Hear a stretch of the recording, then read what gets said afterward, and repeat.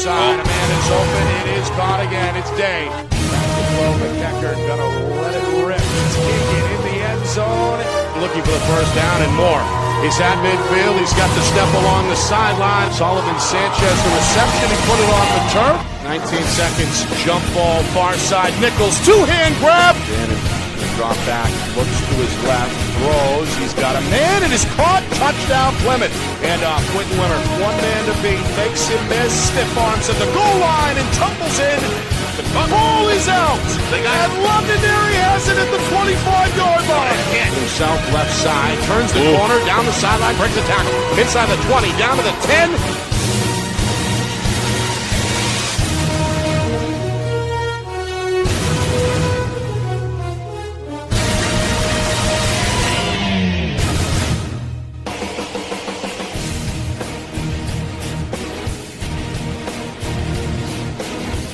Well, hello, everyone, and welcome here to Dover.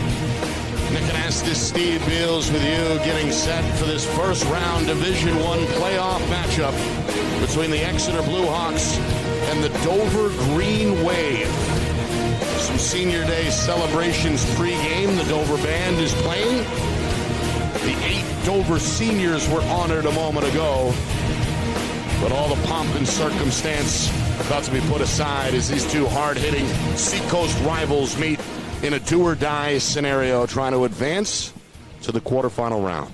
Well said, Nick. Those seniors, it's great to be honored in front of your parents. It's a wonderful thing, and thank goodness they've been able to do it. But they're looking across the field right now, those seniors, at that Exeter Blue Hawk team.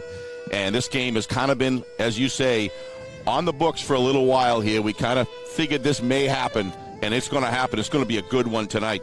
No doubt. Yeah, this is a rematch, of course, of an earlier Week 1 matchup in the regular season. Dover able to upset the Exeter Blue Hawks and, well, really shock the state in a lot of ways. Part of a 3-0 regular season campaign for Dover. We talked, Steve, with Coach Eric Kumba, talking about changing the culture, getting the numbers up, and really having this Dover team compete with anybody, including a second time around against Exeter, a perennial power. He's 3-0 on that, Nick. All things he's done. And when we had him on, he was dialed in, knows where his team is at all the time. I thought he made tremendous adjustments in the last game that we did here against Winnicott and called some very timely timeouts. But he's got Darian Lopez Sullivan, and this guy is where it all starts. And then if they start over manning him, then he's got Normando to do some serious damage. The linebackers and the defensive ends of Exeter better be ready today, and because this team is on fire. Well, you mentioned Bo Normando, really a two-way star for Coach Kumba, their linebacker. Really spiritual leader as well, one of their physically bigger players highly emotional on the field. I mean, you just have to game plan for him on both sides of the line of scrimmage. Yeah, he's also big and he runs heavy. Not heavy in the sense that he's not fast and agile, but he's tough to bring down. We saw him, and he's all over the place. If there's a ball on the ground, you know he's going to be man number 1 or 2 on it if there's a fumble, or he's just all over the field. He also has that intimidation factor, which so many players, when they have that, they just do different. They do things to the mindset of the other team. You kind of want to stay away from this guy. You're very aware that he's on the field. So Lopez Sullivan with the supporting cast of linemen who did a great job in the game that we saw before. I wish we were able to get out and see an Exeter game with a shortened season. We weren't able to. We always love to go to Exeter and do the games, but I think we're going to learn very quickly that the 3-0 record the last 3 weeks is we're going to find out why. Yeah, Exeter, of course, in the championship game a season ago, starting 0-2, but really have turned things around, have rallied the last 3 weeks to finish with a winning record at 3-2. They are the number 4 seed here, one of 4 seeds in this 16-team tournament, but they don't have a problem going down the road, and I'm sure have been itching to get a rematch here with Dover. Yeah, absolutely. Looks like the national anthem's going to start, so we will step aside and come right back here on FNL NH.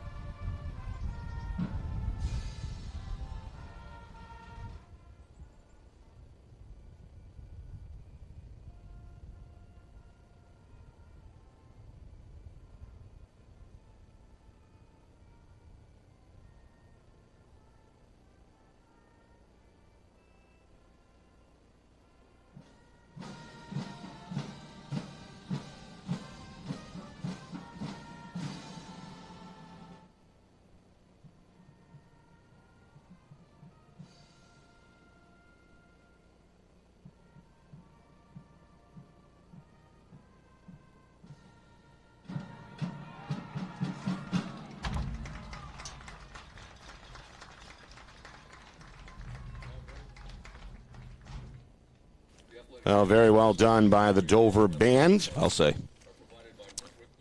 And our second go-around with them, they did a very good job when we were here 3 weeks ago for Dover's win over Winnicott as well. They'll continue to play in the background. But, Steve, we see the teams starting to make their way towards their respective sidelines. Let's look at the keys to this one. What does Dover need to do? Start with the Green Wave to come away with their second win over Exeter. Obviously, the overall play of Lopez Sullivan has to be solid. I think one of the key elements, Nick, is he's got to make a decision. If the pass isn't open with his running ability, he's got to go for it. In other words, run early. Don't wait a long time. Make a decision. If it's not there, don't take it. If you start getting caught and you're caught in a pocket and that pocket is encroaching, throw the ball away. He's a tremendous athlete, but his decision-making on the field today is going to be key. I also think we talked about Normando. We talked about that defensive line and the linebacker core. They got to be ready for this ground and pound offense that Coach Bill Ball has been doing for decades. And let me tell you, it's a formidable. He knows exactly why he runs this offense. I love the offense, and they play action extremely well. So sequencing the play calling today on both sides is going to be a key to the game. As far as Exeter is concerned, I think Exeter has got their cornerbacks are going to be strained today with the passing routes. Excellent receivers that Dover has, and the good patterns, good route runners, and the agility of Lopez Sullivan to extend the play by getting out of the pocket. It's going to be the man-to-man or the zone defense that Coach Ball's defensive coordinator calls today. How well they can hang in there with them from instead of 2 or 3 seconds, probably 4 or 5 seconds. Lopez, when he gets outside of the pocket, can provide. And then if they're covered, the defensive ends have got to contain this quarterback. That's going to be a real key. I think a huge key to the game today is the Blue Hawks defense on their side, how well they can quelch. And then obviously, if that's not working, then Coach Ball has really got to work hard, and he, as he always does, of making sure that they can take massive amounts of time off the clock to keep the Dover offense off the high-powered, high-tempo offense off the field so they can hang in the game and then we pull it out of the end. That's what I see so far. Should be a good one weather-wise. Temperatures in the mid-40s. Kind of nice out with the sun. A little bit of a breeze. We did see some snow in the region yesterday, a couple of inches that melted off here in the Dover area.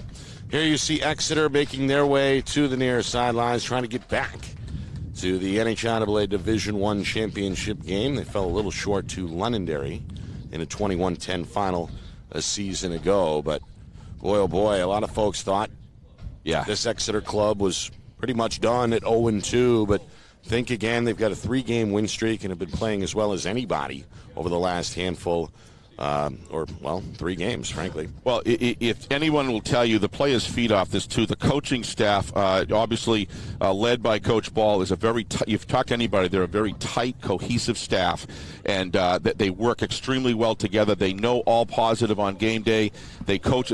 Everybody has their areas of responsibility, and I think, that's going to be a key part of today's. As they stay together, as they always do, it's going to be important because the players feed off that. They see how the coaches' attitudes are and how the coaches respond to adjustments, and that's when the kids feed into feel confident so they can just go out there and play football. The Dover Green Wave in their home greens, really green from head to toe, jerseys, helmets, pants. They got the white lettering.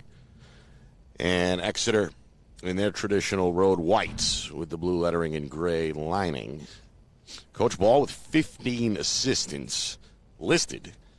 Really the head of the program, one of the most recognizable names when it comes to head coaches really in the state, at least in the circle of football. Well, when you think about these teams' history, they've always been rivals, no question about that. But, one of the things you're looking at is Coach Kumba, one of the, outstanding young coaches that are coming in and making his mark very early, taking on, one of the obviously legends of high school football, Bill Ball, for many, many years. The thing about Bill Ball is he knows what he wants to do, and he's confident in it, and he's never changed that format. It's all about execution. So that large coaching staff just shows that, you don't need that many coaches with a running game. Oh, yes, you do. Every right guard needs to know what he does. Left guard knows what every position is getting a lot of one-to-one correspondence. So when it comes to execution time, you're not running a massive playbook, but you're executing at an extremely high level, and that's what the Blue Hawks count on to win games. Yeah, they're always very well coached, and this group has really displayed that over the last 3 weeks during this win streak. Well, Coin toss at midfield. That's Spencer Clark with his back to us here in the stands, the senior for Exeter. And on the other side, it's one of the big fellas in the trench for Dover, one of the 8 seniors honored before the game, Max Berube. Yep. So good player. Coin toss in the books. And it looks like Dover is going to receive the opening kickoff to begin the football game. Yeah, we were talking about Exeter earlier, Nick. The other thing is feeder program. The Blue Hawks have a tremendous feeder program, and that plays into it as well. And Coach Ball, I knew when I coached junior high school football, I knew when we came into Exeter that they were all geared towards building a program ultimately for the high school as these young men moved on, and they do a great job at that. So the return team in green going to head on onto the field. Well, Exeter takes an extra moment to gather themselves here on the visitor sideline, the near side, from our vantage point. Tonight, again, streaming live to the world on our YouTube channel, FNL NH Media. Hit the subscribe button. We would appreciate that. Again, FNL NH Media. We, of course, have the archives of our past broadcasts, including last night's affair between Bedford and Memorial. Bulldogs came away with, after a dominant second half, to win that one by a score of 31-13. Really a dominant fourth quarter, Nick. It was pretty tight. The game was within reach with about 5 to 7 minutes left, and then Bedford just poured it on with 14. I think it was 14 more points, and they look good. They continue to improve. We were talking about that last night. They just improved towards the end. But don't forget Memorial. Those guys can go off the field knowing they've got some great times coming as this year unfolds and they get ready for the 21 season. Of course, the winner of this game between Dover and Exeter will take on the winner of Spalding and Winnicott. Should be a good game, too. Now you hear the Exeter players chanting along the near sideline as the kick is in the air, the cannon sounds, and we are underway here from Dover. The return for the Green Wave takes place along the far sideline. And up across the 35 to about the 37 goes the return man. I believe that was Brett Davis, the sophomore. It was. Davis on a good return, had a pretty good lane there to begin the return. And he sets up the offense 1st and 10 officially from their own 36-yard line. Well, we get our first look right away at the very splendid junior quarterback Darian Lopez Sullivan, who, Steve, you said reminds you of Patrick Mahomes. He does. He's just got all those agility factors. We can talk about that, and we will throughout the game for sure. Yeah, he's going to spread them out, spread them and shred them. 4 receivers set with a back in the backfield. Takes a man out of the slot in motion, hands to the tailback to the right side, but there's not much. That's the first carry of many expected tonight from Bo Normandow, the big back. He does lean forward and gets up near the 38-yard line for a gain of 2 to set up 2nd down and 8. But again, not much room there, Steve. No. Up front as Derry Doris, the sophomore defensive tackle, records the tackle. Yeah, he doesn't play like a sophomore, that's for sure. 3 receivers near side this time on 2nd down and 8. Man in motion and hand to the slot man. That is Luke Geppert, trying to find a little room on the outside. And does advance the ball across the 40-yard line to about the 41. But good job there by the Exeter pursuit to contain that run to just 2 yards. 3rd down and 6 on the way. This is what Coach Ball is going to want out of his defense, to get his offense on the field, to be able to take time off the clock and keep Lopez and crew off the field. Lopez Sullivan off the field. Garrett Whitney on that previous stop. 3rd down and 5 officially. Darian Lopez against the 3-man rush, all kinds of time. Going to step up, going to throw. Has Geppert, who juggles the catch but does pull it in. Flag Meanwhile, down. there's a flag down on the near side, right around the 1st down marker at about the 45-yard line. There's some good hits out there, Nick. Both these teams want this. And Geppert paid the price for that catch over the middle. And it's not going to stand. It goes against Dover. Yeah, a little surprised there, Nick. I thought Lopez Sullivan would talk, about the keys to the game. That if something isn't right there and he can run the ball, run it. I think he would have had a 1st down with relative ease if he was able to choose to run the ball that time. But again, Geppert was open, And pass came off a little hot and kind of hit. Looks like it hit Geppert's shoulder pad. Well, the penalty goes against Dover. I think that was an ineligible player downfield. I think you're right. Or the quarterback may have been across the line of scrimmage. Either way, it's a 5-yard penalty to set up now a 3rd down and 9. They're going to roll Lopez Sullivan to the near side. He's going to tiptoe, reverse direction, go back to the other side. Eyes still downfield, throws off the back foot, and it's knocked away, incomplete. A good play out of the secondary. Jacob Wilberg, the junior, got his left hand on that pass to knock it away, incomplete. It'll be 4th down and 9, and Dover will have to punt. We talked about a key to the game, Nick, that if Lopez is able to scramble, the defensive backs, I said, have got to hang in that situation, and that's exactly what Weiberg did in that situation. That's going to have to happen continually to create success for the Blue Hawks. So Lopez unable to pick up the 1st down. The punt is away off the right foot of Connor Sheehan. And returned here on the near side by the punt returner, Wilberg. He does get across the 30 up to about the 31-yard line, and that is where Exeter will begin their first drive with 2 minutes gone by in this scoreless first quarter. So mission accomplished for Coach Ball and crew. That's what they wanted. They wanted to get Lopez Sullivan. That's a possession change and good field position here on the 32-yard line for the Blue Hawk offense to take hold here and start that ground and pound. Let's watch the play sequencing. It's going to be very interesting here. They're going to come out in the tee. As expected, that's been the staple offensively for decades. Jonathan Bunell is the quarterback. He hands left side. And we get our first carry from the tailback, Yuli Ellis. 5'8", 180, Steve. Really built like a rock. He gets about 3 on his first touch to set up 2nd down and 7. Yeah, I couldn't tell if that was Normando or... May have been Berube as It might well. have been He was in Berube. the area Yeah. on the stop, but we'll see a lot of that gang tackling Oh, yeah. on display from Dover. They like to rally to the ball. 2nd down and 7. Again, the Dover defense really packing the box in what looks like a 4-3. And up the middle, this is Spencer Clark going to break a tackle after the 1st down. Across the 45 up to midfield. That's Clark, the captain. 3-year varsity starter and a multi-athlete stud who picks up about 8 yards on that 1st down carry. 4 reasons that you do the ground and pound successfully, but you got to execute well. Obviously, 1 is to score, 2 to take time off the clock, 3 to wear the defense down, and 4 to keep a high-powered offense, spread offense off the field, Nick. This is the kind of the thing that really frustrates the opposition when you can control the line of scrimmage like that. Norman Dow and Ryder Aubin combining on the stop, having a conversation there after the tackle on 1st and 10. Pitch near side. And ball carrier lucky to get back to the line of scrimmage. First carry out of the backfield for Exeter's Owen Roth as Berube able to shed the block and make the tackle.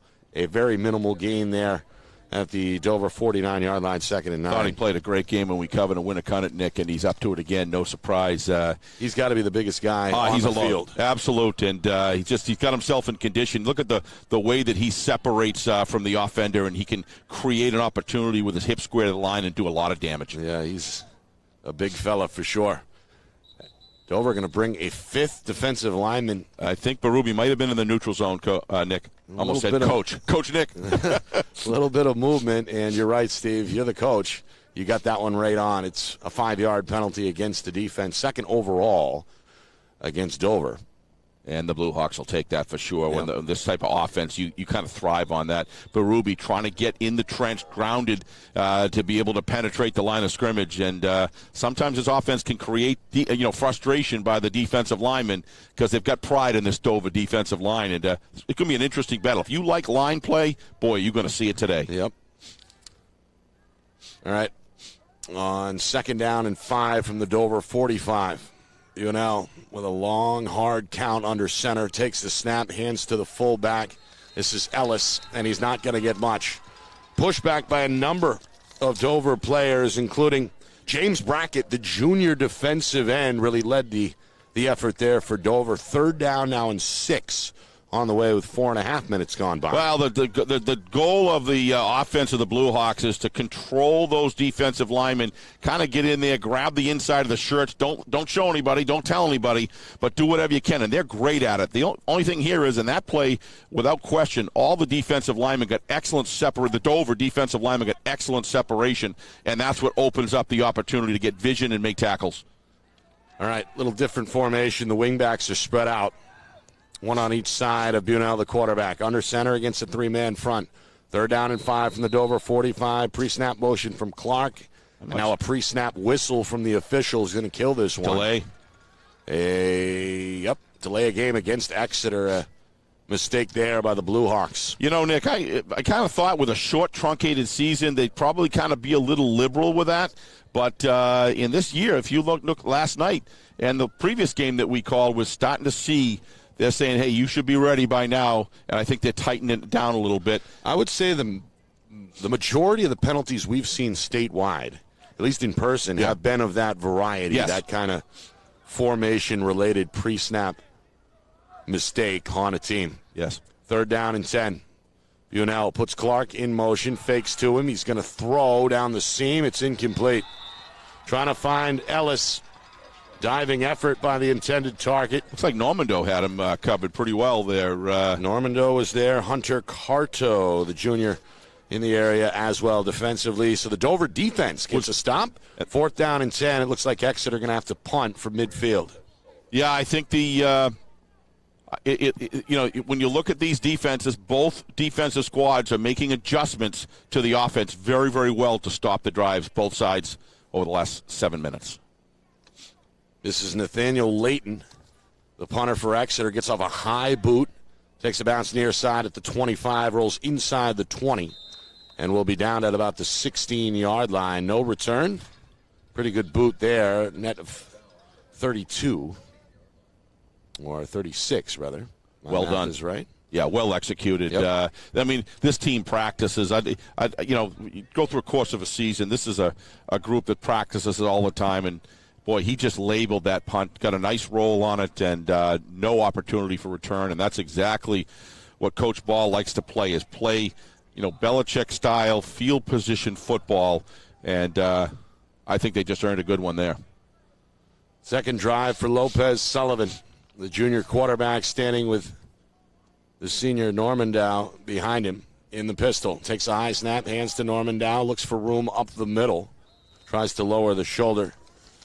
Is net and knocked down by Owen Roth, one of the senior linebackers for Exeter. Yeah. A short gain there, maybe a yard, 2nd down and 9. Yeah, offensive line looked a little weak coming off the ball there. Normally at Dover, they're firing out well, but, if this game, the pace of this game is actually going pretty well, and but the offensive line there didn't look too strong. Looks like the defensive line's folding pretty good. Yeah, Danny Doris is the big guy over the nose for Exeter. He's done a pretty good job so far up front. Another carry for Normandow, trying to swim up the middle, but again, the run lane is slammed shut. Looks like Exeter's Jackson Hale, the 6-foot senior, on the stop. And now a 3rd down and 5 from their own 20 on the way as we head towards the 5-minute mark of this first quarter. Yeah, defensive line and linebacker core, the Mike linebacker doing a terrific job, just making it very difficult for the offensive line to get body position to hold those blocks. This is a 5-receiver set. 4 jammed here to the near side. Snap taken, 4-man rush, throw, complete, Geppert, and he's near the stick. He's past the stick. He's got the first down at the 31-yard line. Well, that's the first completion for Lopez Sullivan, able to read his receivers there. Yeah, absolutely, Nick. The other thing is, one of the things you look for your quarterback on the sidelines is his footwork on his first couple passes sound.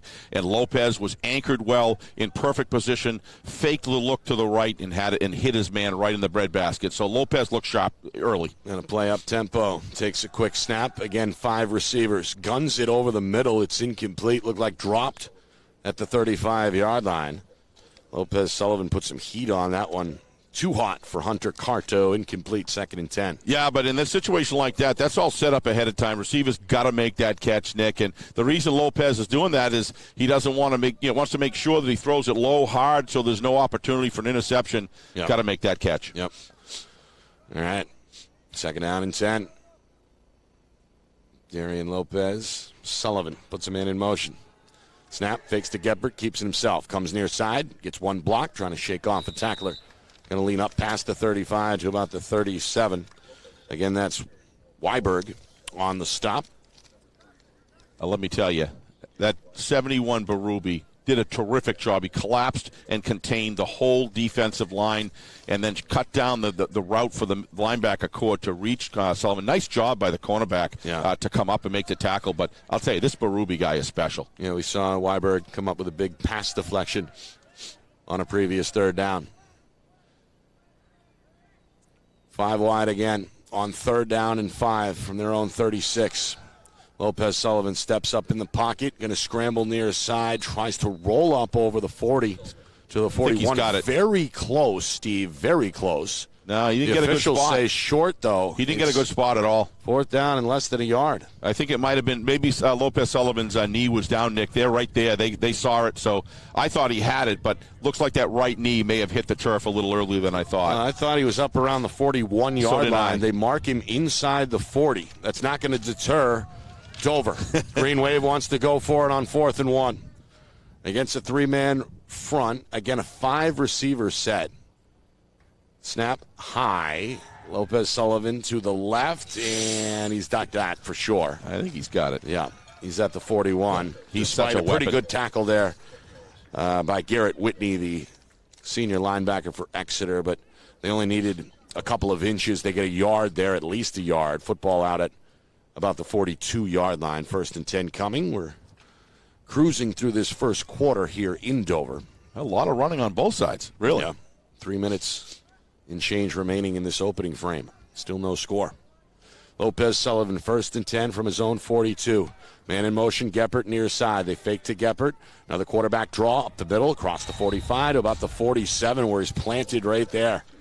Stopped in his tracks by his counterpart, the other quarterback in this game, Jonathan Bunell, of course, who plays both ways for Coach Ball. That's the beauty of high school football, Nick. A quarterback can take a hit and he can deliver a hit. Don't see that. College, that's over. The last opportunity to do that in high school, and he did it right there. And obviously there's a competition here on both sides of these very good quarterbacks. Yeah, both quarterbacks are also starting safeties. 2nd down and 5. Lopez Sullivan hands to the running back. It's Bo Normandow. Big hit at the stick.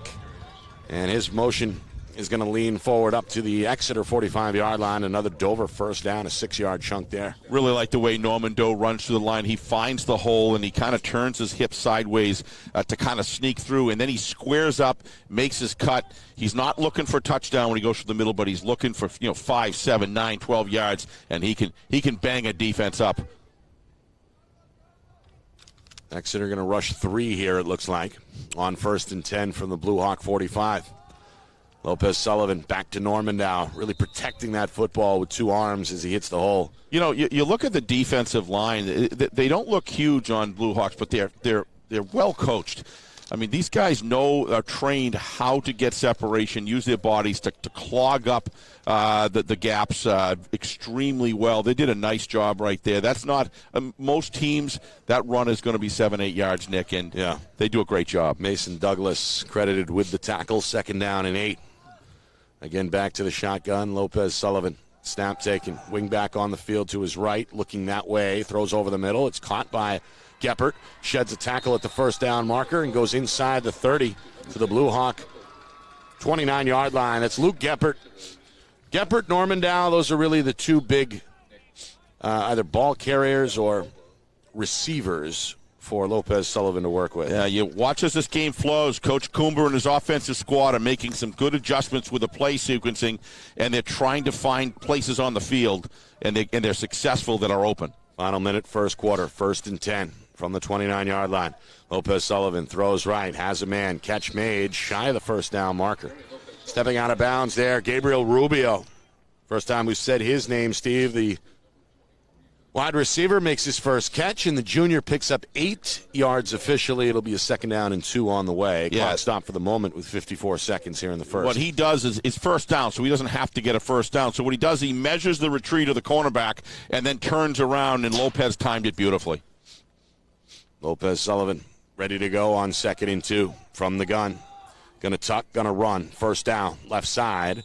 Stop there by Douglas, where at about the 26-yard line. It'll be 1st and 10. That's what we talked about, keys of the game. Lopez Sullivan, step back. If it's not there, Nick, don't waste any time. Run the ball, and that's what he's doing. That makes real difficulty because it forces more linebackers to not be involved in the pass coverage, and they have to stay and spy on him. Right. And that opens up passing lanes and open receivers by having such a great athlete at quarterback.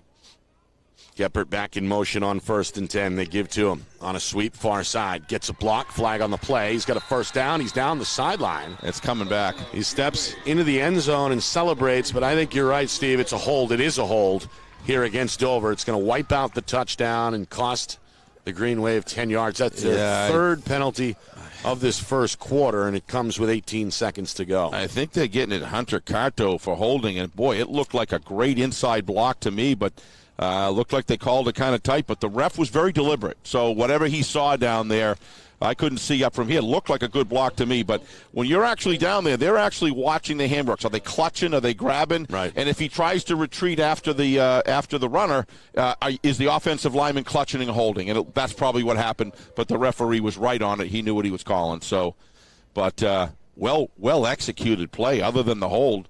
Yeah. Geppert, really, once he turned towards the end zone, was untouched the final 20 yards of that run, but it's all for naught. We remain scoreless. 18 seconds remaining on this 1st and 15 from the 25. Design quarterback run near side, and Lopez Sullivan is going to jump inside the 20 down to about the 19-yard line, close to that original line of scrimmage, I think. Well, they're going to spot him at the 20. It's going to get to the 8-yard line. So 2nd and 12, I think, on the way. And that is going to do it, Steve, for the first quarter. No score here on the Seacoast as defense, the name of the game so far through 12 minutes. Yeah, this is definitely playing into the way Coach Ball wants his side of the equation to work. By winding that clock down and staying in the football game to the end and then putting together that drive. That's the way this is designed. And the beauty is when you execute well like they do, you can take a team like Dover with a great group of athletes, just a well-run football team, and stay in the game against a high-power offense. He does it as well as anybody. But I got to tell you, Coach Coomber's offense and what's going on right now by utilizing Lopez Sullivan, as we talked on the pregame points of the game, or keys to the game, that's what you want to see Lopez Sullivan doing, Nick, is being able to step back, read the play. If there isn't anybody wide open, use that tremendous capability that he has to run and break yardage. But that penalty didn't help. They got a long way to go with 3 downs. Our broadcast today, of course, brought to you by Beals Insurance Agency. Locations in both Bedford and Londonderry. Whether you need home, auto, or business insurance, Beals Insurance will get you both the price and quality coverage that's right for you. So call Steve at 603-471-9999 or visit BealsInsurance.com. Nick Anastas, Steve Beals, with you from Grantfield. No, we're not in Grantfield. Dover. No, yeah, we are. Okay, I wasn't sure if they had renamed that or not, but nope. We are in Dover. The sun is out. Happy Halloween. Well, you got your candy ready to go for the trick-or-treaters, Steve? Or I do. Are you one of those that shuts the lights off and pretends not to be home? Well, it kind of I'm going to take the fifth on that. No, Okay. But I don't. I'm not usually the one that brings the candy to the door because there's usually something good on TV. But Right. certainly welcome the kids. But Right. Last night I bought you water, Nick, and you come back and you Return ante the up favor. and you return the Of favor course. with a great Gatorade. I appreciate course. that very much. Well, it's Powerade because they're cheaper, but Well, same idea. got to stay conservative. High snap to begin the second quarter. Doesn't phase Lopez Sullivan as he throws a dart into the end zone. No but good. it winds up incomplete. Thought he had it. A good effort trying to find that big target. intended there for Carto, but incomplete. Trying to find him in a tight window as a couple of Blue Hawk defenders, including Bunell in the area, incomplete.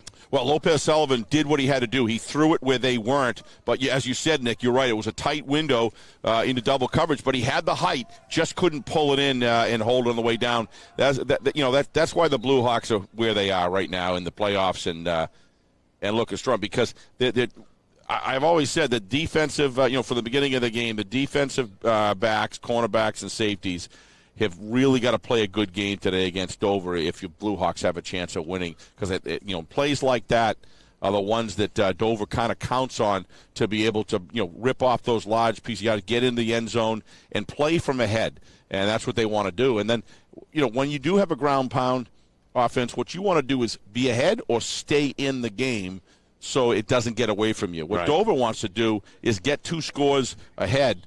And then at that point, force Exeter to adjust. Exactly, Nick. Yep, exactly. And force them to do things that isn't their main game plan. That's the little battle that goes on between these two great coaches. Yeah. Well, you're right, because if you try to force a run-based team to adjust, they're not built to come from behind, whereas an offense like Dover that is able to spread the field and throw the ball around, they can put up points quickly. So, the fact, as you pointed out, the cornerbacks do a great job today. Scoreless game at this juncture here through a quarter plus. That penalty, Nick, is still, that holding penalty is still looming large with Field with the opportunity to get 14 yards to get to a first down with 2 plays to do it. Right. Officially a 3rd and 13. It would have been a 3rd and 8. Snap taken. Lopez Sullivan looks. Now going to try to shake a man left side. He spun down right around the original line of scrimmage. Rallying to the ball there for Exeter is Roth. Starting to pile up some tackles. The senior got him around the waist there to set up a 4th down and 9. Lopez Sullivan going to stay on the field and serve as the holder for the upcoming field goal try. Looks like a pretty lengthy one, Steve, about 36, 37-yard effort. He's got a good leg, though. I saw him the last game that we did here in Dover, and got a little opportunity to watch him pregame, and this is well within his range. He's got a good leg. It's just a matter. It doesn't look like there's any wind either. It's about a 34-yarder, it looks like. Connor Sheehan going to bang it high, deep enough, but left. No good wide left. Has a leg, though. He hangs his head. Not a bad kick, just a little off outside the left upright, about 2 feet or so. No good. We stay scoreless with a minute gone in the second quarter. Well, those are 2 big plays that Coach Ball knows better than anybody. That's just key. His cornerbacks do a great job of rattling the taller receiver and wrestling the ball loose as he goes to the ground, and then able to have the benefit of coming out of this with no score. He's probably a pretty happy guy right now because now his offense has got it as this half is winding under 11 minutes. Now he wants to run 6-minute drive here, Nick. We've seen Exeter show the capability to chew up the majority of quarters sometimes with 14, 15-play drives. Well, just the second possession for Exeter. They go up the middle and don't get much. That's Ellis on his 3rd carry. What a beautiful day out here today. What a great day for football. Yeah, night and day difference from last night in Manchester. We saw snow on the turf at Manchester Memorial. Didn't deter the Bedford Bulldogs, who pulled away in that one to advance to the quarterfinal round, 31-8 victory. Under center on 2nd and 8, Clark. No, not Clark. Good play fake. Fooled the announcer. First down after the catch.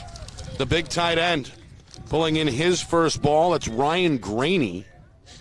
6'2", 220-pound sophomore, Steve, moves the sticks for the Blue Hawks. Yeah, so that's just 11 offensive players executing to perfection. Gave him the time that he needed.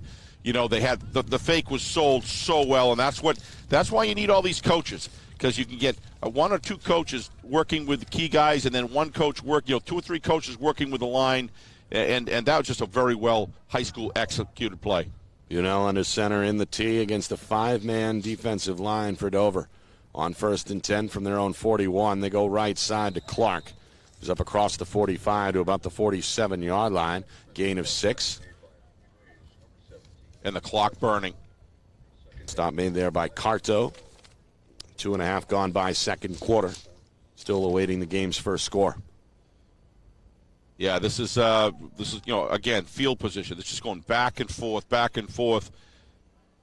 This is the game that the white team wanted so far, but Dover anytime can break out that high-powered offense. Yeah, look at defensively. They're just crowding the box, awaiting the run here on 2nd and 4.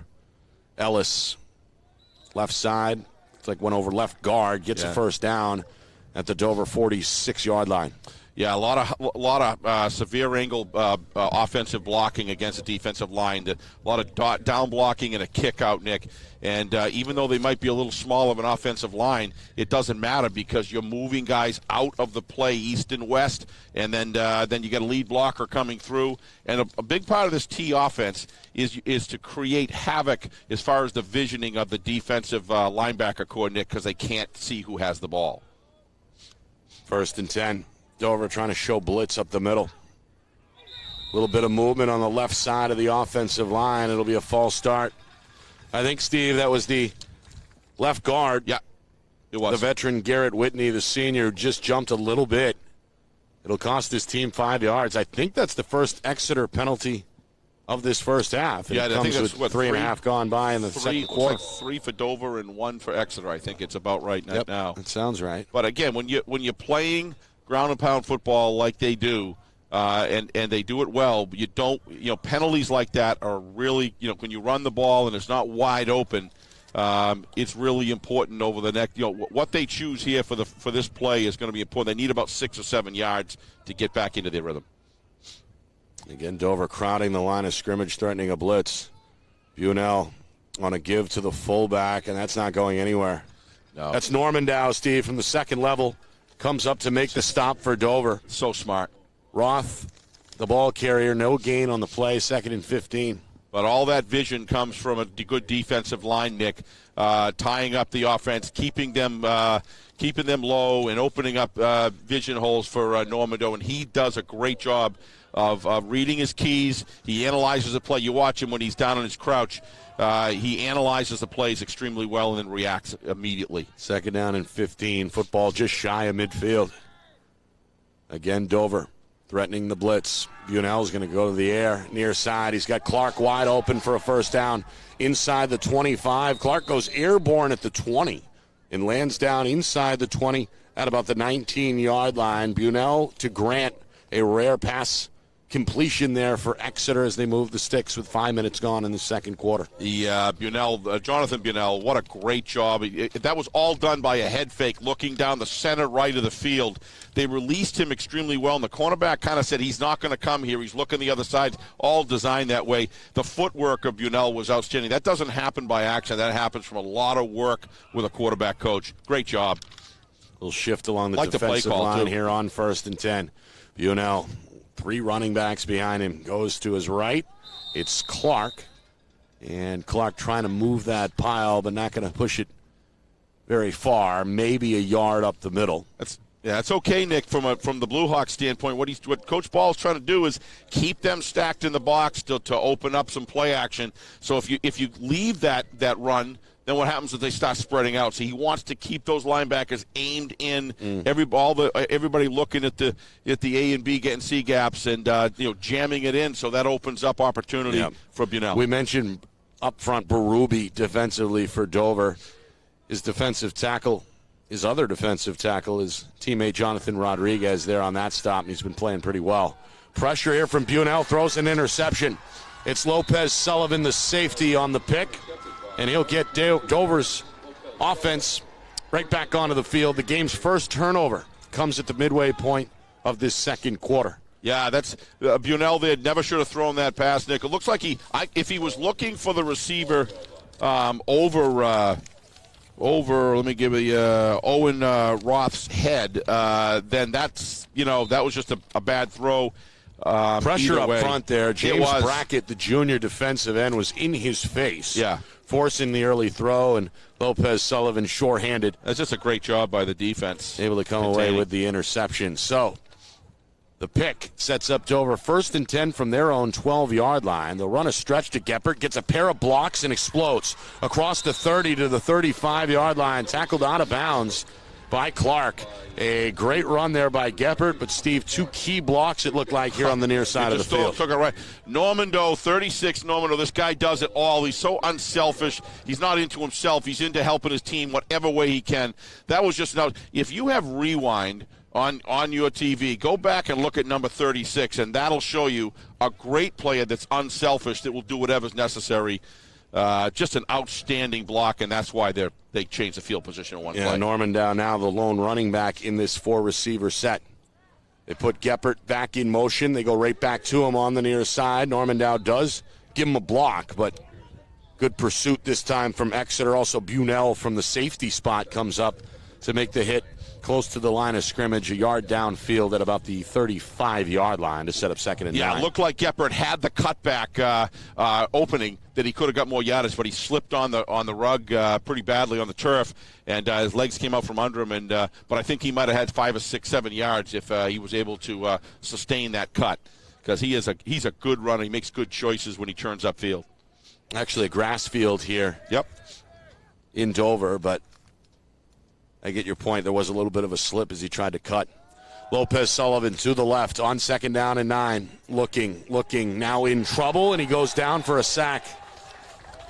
It's Whitney, the senior defensive tackle, who gets him a yard in the backfield. 3rd down and 10 now after the sack. Yeah, if you're a football fan and you don't like this game, something's wrong. These are 2 teams, right, 2 coaching staffs, 2 organizations, 2 schools, 2 communities that have been battling each other for years.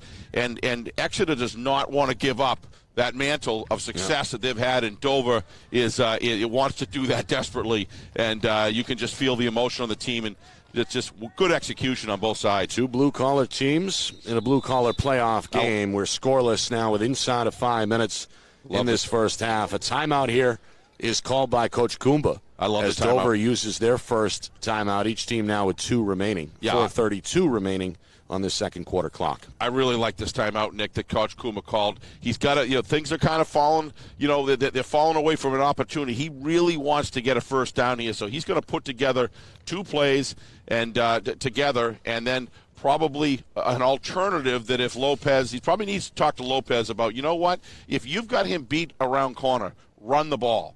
And this is what I talked about in pregame. Lopez, if they just have a great defensive secondary, we talked about that. So you have to react to it. The Blue Hawks are doing a great job on the defensive backfield, tying up the receivers. Lopez has got to use those legs. If it's not there, run the ball. And I'll guarantee you that's what Coach Goomba's telling him right now as he designs these plays. Because Lopez could have beaten that around the corner and got himself a first down. He's so unselfish. He's sitting in the pocket and rolls out of the pocket, keeps looking, tuck it and run, baby. Our broadcast, as usual today, brought to you by Beals Insurance. Locations in both Bedford and Londonderry. Whether you need home, auto, or business insurance, Beals Insurance will get you both the price and quality coverage that's right for you. Call Steve at 603-471-9999 or visit BealsInsurance.com. Out of the timeout, 3rd down and 11 from their own 35-yard line. Dover's Lopez Sullivan rolling, looking, throwing, complete, near the stick, past the stick, first down Dover. A diving grab by Carta at the 46-yard line. Clark was there, but a split second too late for Exeter. He does make the tackle, but not after a gain of 12 by Dover to move the sticks. That's a big play. That's why I say this timeout is huge. Guarantee you that was designed on the sidelines, not the actual play, but talking about what they need to do to execute it, and they come out and they get a very critical first down, maintain possession as we go into the half. Yeah, Coach Kumba seems to have a knack for that. He does. And he proved it there. 1st and 10. Normandow swarmed at the line of scrimmage. Who is that? Whitney again. It is. 52, something else. 52 in white. Came in like a flash there. No gain on the carry by Normandow. 2nd and 10. We're inside of 4 minutes. I couldn't tell if he stunted on the inside or not, but I think he just stunted on the inside, and he kept his vision, kept his head up, watching the ball. And Normandow was a little slow to get to the line of scrimmage because he saw it tied up ahead of him. But he's got to accelerate through the line, full speed. Yeah, Exeter's nose tackle, Danny Doris, has been a problem as well. Really a 3-man front for Coach Ball. A lot of pre-snap movement. Doris continuing to wiggle and shake. Interesting Same thing with defensive Whitney. set. Really causing some communication issues for Dover to try to have to address, and it results here in a penalty. They're it's calling a delayed it tight. game. Yep. And, in this situation, you got one team that's known to be one of the best in the state as far as eating clock, so they're calling it evenly. In this case, it was Dover that went too long. But, boy, I'll tell you, whatever they got on their clock, they're not letting an extra second go because they want the game to move. They're trying to keep it, the pace as it should be. Yep. That was a false start. I thought it was a delay of game. I thought it was too. Either way, it's a 5-yard penalty against Dover. Just over 3 minutes on 2nd and 16. Rolling left. Lopez Sullivan throwing off the back foot, and a big hit is delivered along the far sideline. It looked like the intended target had it for a moment. That was Brett Davis, but he got his bell rung by Spencer Clark, who came in with a full head of steam. Yeah, I've got about 7 or 8 key plays that the defensive backfield has either jarred the ball loose, Nick, and they're just getting it done today. I guarantee you that Coach Ball's defensive squad practiced heavily with some scout plays, and they're just doing a great job staying close enough but not allowing them to go deep because Lopez Sullivan's got a good arm. But they're just reading and reacting on those receiver routes extremely well, and it is a huge factor in this game so far. 3rd down and 16. 3 minutes even to go in this scoreless first half.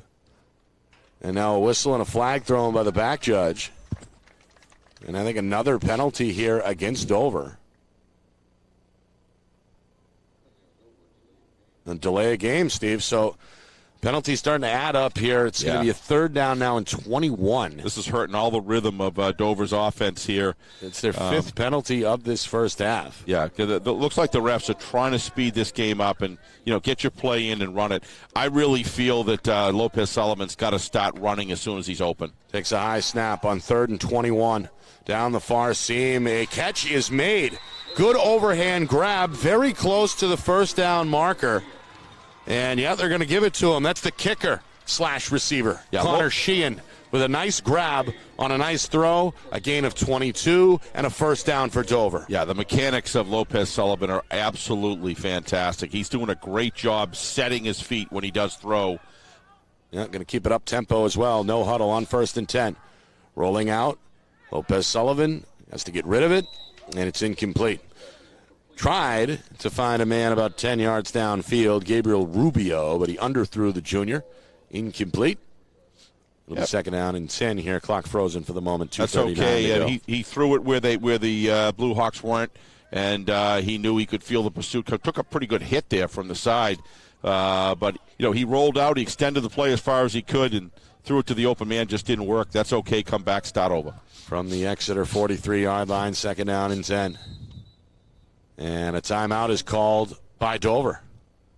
Coach Kumba, pretty emphatically, asked for that timeout, his 2nd. So Dover left with one more, facing still a 2nd and 10. Yeah, there's something going on. I don't know if that was the offensive set, if somebody was out of position on the play call. I don't know, but looks like Coach was pretty upset there. Looks like they're getting a realignment. They know how important it is. With 2:39, they don't want to give this ball back to the Blue Hawks. They want to either score, with about 17 seconds left, Nick, and go into the half with the lead. I believe they receive, and they being Dover receives in the second half, correct?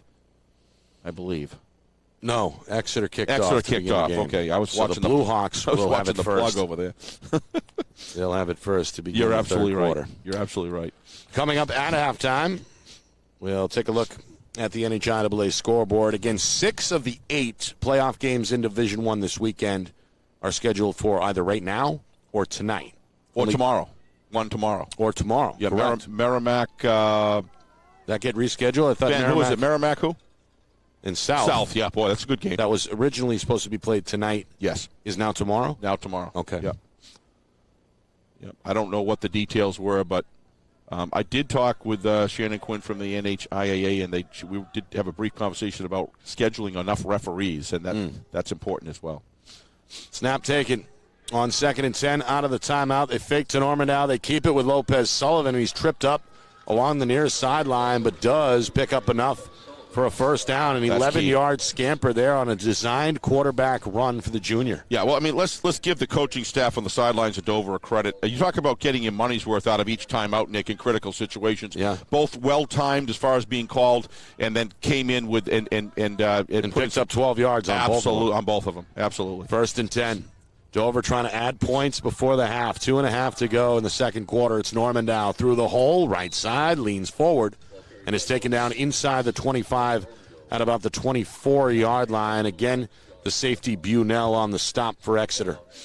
Very aware on the Dover sidelines of what the clock is and not wanting to give any opportunity for Coach Ball's offense to get back on the field and do anything.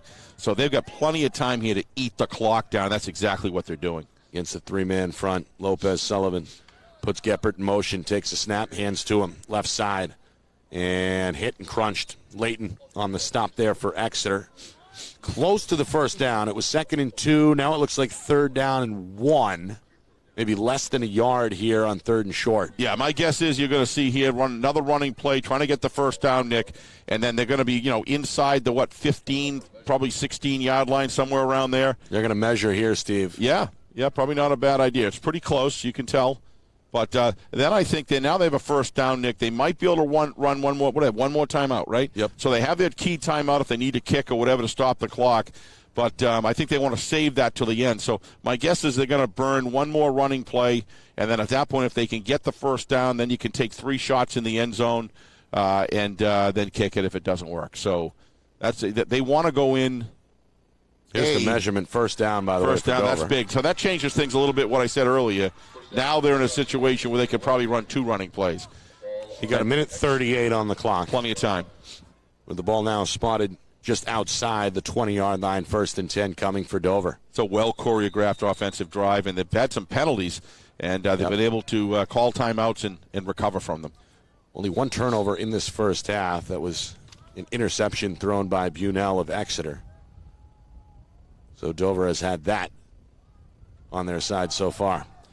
Normandow up the middle. It's Doris, the nose tackle on the stop. So they're inside the 20. Yep. Where, though? At about the 17, it looks like. 17, 18, somewhere in that range, Nick. But they probably, like I said, I think they're going to put it at the 15, 2nd down and 5. Yeah, but now they're going to run another play where they can run it, pass it, whatever, short, no end zone stuff, and then they'll be able to go from there. Clock ticking down to a minute. Snap taken. Geppert, sweep near side, tries to make a cut, and is finished off by Bunell just outside the 10-yard line. He's got to get inside the 10 for a first down, so it looks like 3rd and a yard and a half here. Down to about 45 seconds. Yeah, but this is more burning than they wanted, Nick. This is 3rd and short. We're going to go ahead and run a play here inside of 40 seconds. They got to get the first down. Lopez Sullivan going to tuck and run. Makes one man miss. Has the first down up the middle and tackled just shy of the 5-yard line. Stopped by Ellis at about the 6. First down Dover. They'll stop the clock for a minute or for a moment. They're just moving to move the sticks with 30 seconds. Yep. And now a timeout is called. There's an Exeter player, I believe, shaken up. Yeah, that is not. Obviously, the player's concern for the player is number one. But that's going to cost Exeter a timeout. That's going to cost Exeter a timeout, and that's exactly what Dover needed because they get an opportunity to preserve theirs. Right. So I hope this young man is okay. That's Jackson Hale. He's really doubled over and looks like he took a shot to the midsection, Nick. Yeah, he's got the wind knocked out of him, it looks like. Hale down on his knees, the 6-foot senior defensive tackle. He doesn't want to come out. He's banging his – God, I love this. These guys have been so hungry to play football, Nick. They couldn't get started late in the season, had a truncated season. They want every piece, and this young man does not want to come off the field. He's going to have to, though, for at least a play. It's a good sign, obviously. It is. Walking off the field under his own power. He's being followed by the training staff. But Dover, I would expect to see him back. Dover has their timeout still in the bag. Yep. All right, final 24 seconds. Clock now running again. Moving left side. Lopez couldn't get the pitch off. Had Davis rolling with him. Yeah. Ellis comes up to make the stop, and now Dover will use their final timeout with 15 seconds left. Yeah, but Brett Davis was behind. He needed to be out further out ahead. I think he got a little late start there, Nick, and that cost him because Lopez Sullivan, well, he's like a coach on the field, but Coach Lopez Sullivan drew the defensive end in, and the pitch man had some room, and he just wasn't there. He looked back, and he wasn't there. So Coach Goomba, who's 2 for 2 so far in terms of gaining his team gaining a first down coming out of a timeout. They'll face a second down and 11, but Steve, at one point you got to be very careful here with what you do now. No timeouts left. If you do complete a pass shy of the end zone, you got to hurry up and spike it. Nice. All this with 15 seconds left. That's end zone or forget it. Yeah, end zone. Yep. Or if you want to throw something on the 1 yard line, then come down to spike it. You got to be aware of it. Boy, you better be aware of it because this is a little risky. They lost quite a bit of time, Nick, on the when they got the first down. Is it possible they might think here to just go ahead and kick it? No. They're going to throw in the. They're going to throw in the end zone. It'd be about a 26-yard field goal. You're right. They are not when you got those receivers and Lopez Sullivan. Might as well take a crack and then reassess. Course. Well, they could actually get 2 cracks if it's quick. Yep. Don't want to take a sack, though, as we know. All right. Lopez Sullivan is now ready, and Exeter says hold on. Well, why wouldn't they do that? They want to see the offensive set of Dover, Nick, and then that now Dover has to go back and create another play. So they come out with a play they wanted.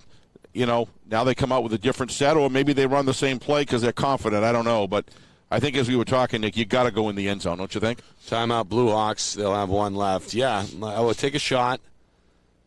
You got to be careful, though, as I mentioned, because that clock is going to tick. Anything shy of the goal line, any sack, etc. Well, the other points have obviously been at a premium. We have no score, so I don't know. Just I would maybe take a shot. If it doesn't work out, I would go ahead and kick on third down. There is another way you can do it. Now on the right hash mark, even though it's his alternate side, you can take Lopez and you can stretch him to the sidelines and try to bring somebody a drag behind into the end zone. And the beauty is if Lopez Sullivan's got position, he can run out of bounds to stop the clock as well, Nick. Yep. You can easily do that within 15 seconds. Yep. And it's a high percentage play because it's so difficult to cover with the drag route going in the behind the linebackers. We'll see what they come up with here.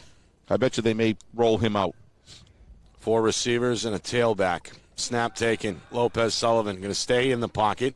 Now he's going to step up, going to shake a man at the 5. He's tackled inbounds. Clock tick. Now what? They say hurry up. The officials blew the whistle for some reason and stopped the clock. Start. Wow. And a false start is going to be the case here with 7 seconds. So I don't know about that. Yeah. Frankly. Didn't look like anybody was set up to even – I don't know. The official's going to talk now. Yeah. Now they're going to back it up 5. Yeah, but they got to reset the clock back to the 17 if it's a false start, Nick. You can't take can't take 9-10 seconds off the clock and have a false start. I can't believe they're not resetting the clock. I don't know if this is a false start. Oh, it's a holding. It's a holding. Okay, then they can. Yeah. Because this is going way back. You're absolutely right. Yeah, it's holding. To the 35-yard line. Are you sure that's holding? That might be even worse than holding. Almost like a personal foul. I thought I saw holding. I do not understand Chaos here at the end of the half. Yeah, don't understand the call. Dover now clearly out of field goal range. And they're going to have time for one more play with 7 seconds. Lopez Sullivan pumps, throws, is hit as he throws. Helmet it's off. Incomplete. He got knocked pretty good by Whitney. And you're right, lost his helmet in the process. What a strange turn of events. You know what I mean? It just that's going to do it for the first half. Very strange as well. Dover looked like it was going to get a chance to add points and take the lead going into halftime. Instead, a bizarre series there. This is Blue Hawk football right here. Includes a penalty. We got to try and figure out what exactly happened there. We do know it benefits Exeter. It keeps the score where it is. It's 0-0 after one half here on the Seacoast. Yeah, Exeter's got to be thrilled about coming in. This is exactly you're playing away. You absolutely want to go into the half 0-0 and then come out with a good offensive drive. It's this is going to be this is quite a football game. I like these kind of football games. I know there's not a lot of scoring, but the back and forth, game that goes back and forth between the sidelines, and just two extremely well coached programs, and the coaching staffs are so deep on both ends. It's just, this is like a chess game, Nick, and it's just a physical chess game, and it's if you're the Blue Hawks, you got to be thrilled over there on the sidelines, and plays right into them. As far as what happened there, I mean, I could have sworn, I thought I said a hold. I didn't see any personal foul. And that clearly was a 15-yard. I don't know. Was it holding from the spot of the foul? I don't know. We're going to have to figure it out because I didn't see. We'll have to get a headset anything on one that of the made referees sense there. So. All right, we'll take a break. We'll take a look at the scoreboard. We'll recap this scoreless first half, get you set for the second half as well, as both teams try to figure out some offense here. And some ways to generate points. Recognition of the Dover seniors that headed up, asked us to say their names. We'll get to that, Steve. That's what I know. I'm just going to say we're going to have that coming out. That's right. That'll be great. Senior Day. They already had the festivities. 8 players honored. There's 5 on the cheer squad for Dover as well. Yep. And, of course, Dover wins this game. They'll be right back here again next week. Yeah, I tell you, these quarterfinal matchups. Either Spalding or Winnicott. Yeah, whoever wins this game, it's not going to matter. These quarterfinals matchups are really going to be something else. Yep. We know Exeter will be on the road if they win. Yep. Next week, Dover will be here at home. All right, we'll step aside, come right back, and get you set for the second half. No score between Dover and Exeter. You're watching the Friday Night Lights New Hampshire Game of the Week, presented by Beals Insurance.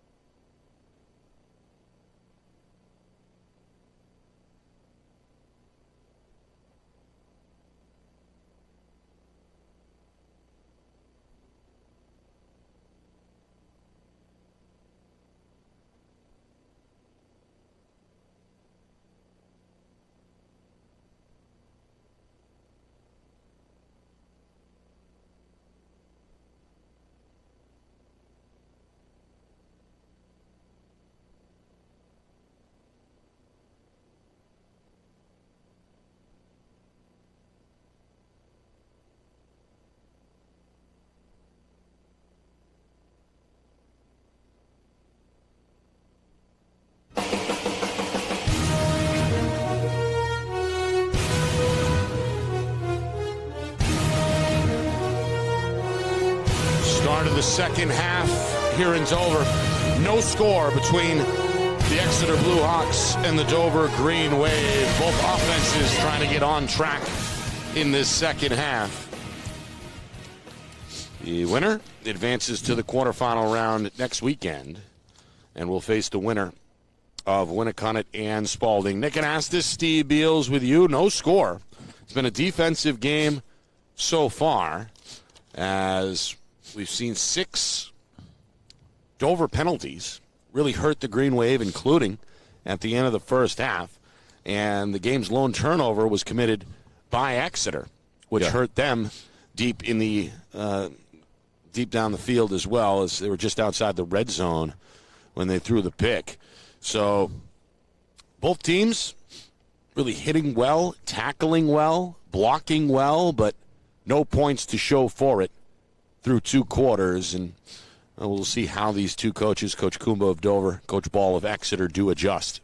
Yeah, those adjustments in a game like this, Nick, are at an optimum. I mean, this whoever comes out and makes the adjustments, I think for Coach Kumba, it's not going to be so much defensive adjustments as it is offensive adjustments, and I think it's all going to kind of hinge around the Normando, Lopez, Sullivan, Geppert combination of, and then most importantly, are they just going to free up Lopez Sullivan to run the ball? Right. Almost deliberately, almost set up the pass just to run the step back, read the corners, and see, and if you can beat them, go. Otherwise, the cornerbacks are not going to have. Right now, what I see out there is the cornerbacks really aren't respecting the outside run game by Lopez Sullivan, so they're hanging back with the receivers. A lot of double coverage out there. They're doing a great job. They're doing what they should do, but they got, in order for Dover to get that offense really kicking, they've got to have some outside runs by Lopez to draw those corners off and kind of hold them. Then at that point, the passing game opens up. Then if the passing game opens up, then the running game opens up. On the Blue Hawk side, on Exeter side, I there's not really much you can say, Nick. This is where they wanted to be, 0-0 with the half. Obviously, they want to be ahead, but they're feeling good about what they did on defense and throughout the whole game. And to me, it's really, as I said, it's really about Exeter putting it for Exeter. If they can put together one drive and get in that end zone and keep that defensive going, then at that point, they're really going to be in the driver's seat. You can tell this is an improved team. All right, let's take a look around the state in this Division I tournament. We begin with Winnicott and Spalding. Again, the winner of today's game between Dover and Exeter will play the winner of the Warriors and Red Raiders. And right now, Winnicott looking good, 26-0 over Spalding. That game is in Hampton, and they've just gotten the fourth quarter underway. It looks like, barring a tremendous comeback from Spalding, that Winnicott will advance and face the winner of this game between Exeter and Dover. Yeah, and boy, Winnicott would love to come in next week and play either one of these teams and be a spoiler from the standpoint of that's kind of viewed as kind of the backup game, but not as far as Winnicott's concerned, and they're showing that with that 26-0 lead. They're for real, and they'd love to come back here, Nick, and play Dover after that last game. We talked to Coach; he's really brought that team along, and they've just been improving every week. All right, Goffstown and Concord are at the half. The Grizzlies lead the Crimson Tide 26-6. Goffstown, should they advance, will host Bedford next week. The Bulldogs, of course, beat Memorial last night. Londonderry on top of Wyndham, Steve, 7-2.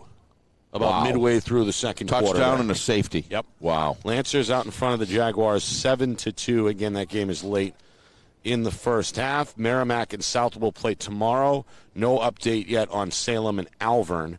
And again, last night's winners included Bedford and Nashua North. The Titans knocked off the BG Cardinals 35-6. Yeah, we've said this all year, Nick, that it's just a shame this season wasn't a full season. We're thrilled that we can get what we've got in, but there's just so many good football teams and so many more matchups that would have taken place. But as we've said many times, this 16-game entry into the tournament, Nick, is really huge because everybody's getting, pretty much everybody's getting a shot here. Next week, it's really going to ramp up with the matchups. We're just lucky to have a beauty today. Yeah. All right, Exeter set to receive the kick to begin the third quarter. And just like at the beginning of the game, the visitor sideline getting rowdy, getting loud, trying to fire up the special teams here. Dover will kick the ball away from the 40-yard line. Connor Sheehan, who missed a field goal early in the second quarter, getting a chance to show off his leg here. He'll run up to the tee, swing that right leg, and this one is high and in the air, and now returned from the 10-yard line by the Exeter return man, Adam Neal, who's out across the 30 up to about the 35-yard line. Good return by Neal, stopped by Dover's Nathan Shea. And they'll spot it just shy of the 35-yard line. 1st and 10 on the way for the Blue Hawks. Yeah, you can sense, Nick, on the Exeter sideline. They're feeling good about where they are. They're very motivated. I think they feel as though they have the upper hand given the events that happened in the end of that half. We'll see. They're going to have to sustain a good drive and get in the end zone, and then they're really going to feel good. Again, Bunnell coming out of the wing tee, or the regular tee, and again facing a crowded box defensively by Dover. Handoff is to the right side. It's Clark, who's across the 37. Up to about the 38-yard line. Carta on the stop for Dover. Or Carto, who's been active both ways tonight for the Green Wave. It's a gain of 3 for Clark to set up a 2nd down and 7. Well, Clark had the long run in that first half for Exeter. Also made some plays defensively. Expected to see a big role again in the second half for Coach Ball. On 2nd and 7, Dover showing a blitz. They're going to bring Normandow up the middle. Exeter will pitch the ball to the left side.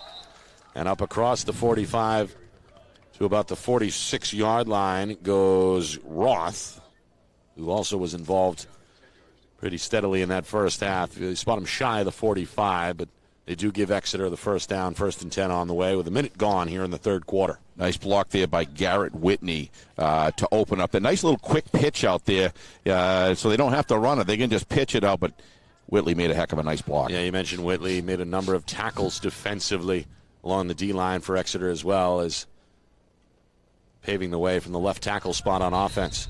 Here's a run left side. It's Yuli Ellis wrapped up by Normandow. The officials whistle it dead right around the line of scrimmage. It's amazing to me how Normandow gets where he gets, Nick. I mean, there was a whole wall he had to get through. He has tremendous vision and tremendous reaction time, and he also he just gets to the guy with the ball. He's got a sixth sense for it, and just fun to watch him play Mike linebacker. 2nd down and 9. Again, Dover just crowding the box. They've got all 11, it looks like, in the box. Now Bunnell going to test him with a play-action rollout. They throw it complete. It's Ellis, 1st down and more. Chased down by Davis in Dover territory inside the 35. Tackled out of bounds at about the 32-yard line. Big play from scrimmage there. Goes for about 32 yards. Bunnell gets another completion for Exeter. Well choreographed play from the sidelines, Nick, but the player's got to execute, and Jonathan Bunnell did a great job right there. He just tucked that ball, and everybody was just going in for the running back that they thought had the ball, and then a nice sneaky release to the outside, and he did a great job rolling, nailed the hammer, terrific play, well executed. 2 minutes in, third quarter. Exeter trying to put some points on the board for the first time this afternoon. Bunnell turns to his left, hands to Ellis, stiff arm up the middle. Gave him an extra yard or two. Chopped down by Carto. 5-yard gain there for Ellis. Set up 2nd down and 5 coming. Yeah, Coach Ball sees that box stack, Nick, as you were talking about a little earlier, and then that's the time to bring out the after you penetrated the middle, especially if you can get success, and then those play action passes with a rollout are just terrific calls, and that's why they're so open. Second trip into the red zone today for Exeter. 2nd down and 5 from the Green Wave 15-yard line. Pitch left side. This is Roth going to lower the shoulder. He's close. Very close indeed. Inside the 15 at about the 12-yard line. Normandow, another tackle for Dover. 3 minutes in, third quarter. You know, not many coaches these days allow the quarterback to run to the sidelines every play. I always did it when I coached. Coach Ball is one of those great coaches that I always looked up to and watched. And that's always been his style. It is, and I loved it because you could kind of sense where your quarterback was, give him direction as he's running off and running back in, and then call a play in the middle. And it just builds. It builds on that quarterback-coach relationship. Without a doubt, Nick. And Coach Ball, just every single year, we saw it last year.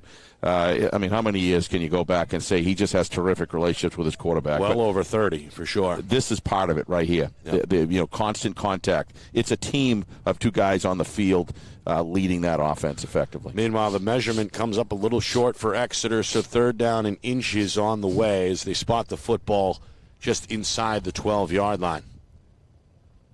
Well, again, Exeter committed their big mistake right around this spot of the field back in the first half where Bunell threw an interception, the game's only turnover so far.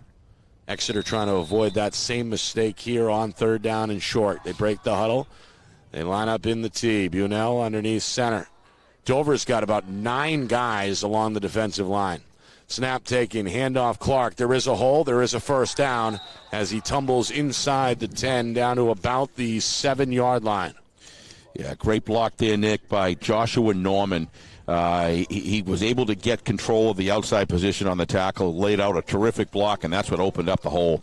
And Exeter with that wing, that T offense, Nick, they get through the hole so quickly, and the linebackers can't move because they get multi-directional guys. They have to be responsible for covering, and they just do a terrific job of execution. First down and goal from just outside the 6-yard line.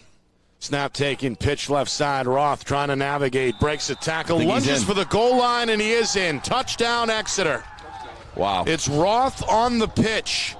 That's Owen Roth, the 5'9 senior, and he uses that leverage to finish the run in the end zone for the touchdown. Exeter is on the board, leading 6-0 now with 4 minutes gone by in this third quarter. That's exactly what happens. The defense, you get further into the game, the defenses get tired after a while. That's just how about the play calling there, Nick? I mean, play actions every time they need to be played. They make Dover stack the box. That's exactly what he wants to do. And then what do we got? 8:04. You just took 4 minutes off the clock. Almost too little time there. 5-yard touchdown run, and then the extra point means that it's 7-0 Exeter. So I think you're going to see Coach Coomber open up the offense a little more, Nick, and got to get Lopez Sullivan running the ball, get him rolling out, get these cornerbacks to have to start coming up and giving Lopez the option of either tucking it and running or throwing it downfield. If he gets successful running the ball on the outside because he's such a great athlete, such great speed, that's going to draw those cornerbacks off. And eventually what's going to happen, he's going to fake the run and then he's going to dump it down the field when the receiver gets open. I think that's the type of thing that they got to start doing against Exeter because they're just locked down on the defensive backfield right now, or so far in this game. Geppert and Davis, the two back deep for Dover at their own 10-yard line, getting set to return this kick here for the home team. It's 7-0 Exeter. Blue Hawks ended the regular season on a 3-game win streak, trying to make it 4 in a row and extract some revenge as well. They lost to Dover in the season opener. And again, the Exeter sideline, without fans at their backs, trying to prop up the special teamers on the field.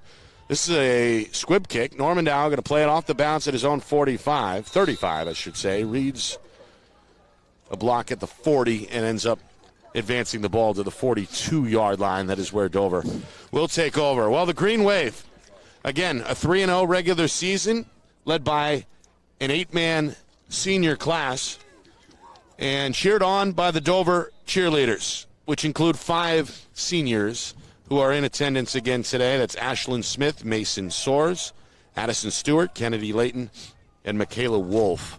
Big part of the crowd here in Dover. Doing a great job over there. Left side run, Norman Dow has a hole, and he's got about 5 yards out across the Dover 45 to the 46-yard line. Another carry for Norman Dow. Exeter gets the stop from Josh Norman, the defensive lineman, the junior. It'll be second down and 6 after the 4-yard carry from Norman Dow. Dover trying to respond. Nearly 5 minutes in, third quarter. 4 receivers on the field. They go to Normandow again on second down, and he's got a first down this time. Across midfield to the Exeter 46-yard line. Able to carry Norman with him for an extra yard or so at the end of that run.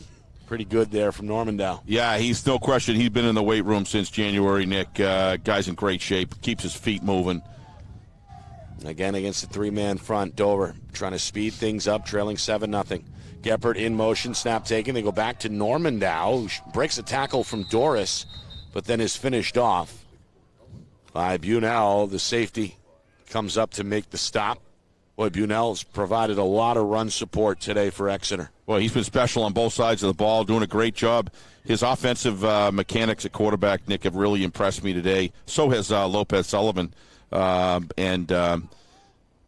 I like what Bunell's done defensively. I was just going to say, yeah, but he's almost been even more of an impact leading the D. I agree, Nick. Sorry. Second down and 9. Lopez Sullivan back to Geppert, up the middle, able to squeeze through the hole.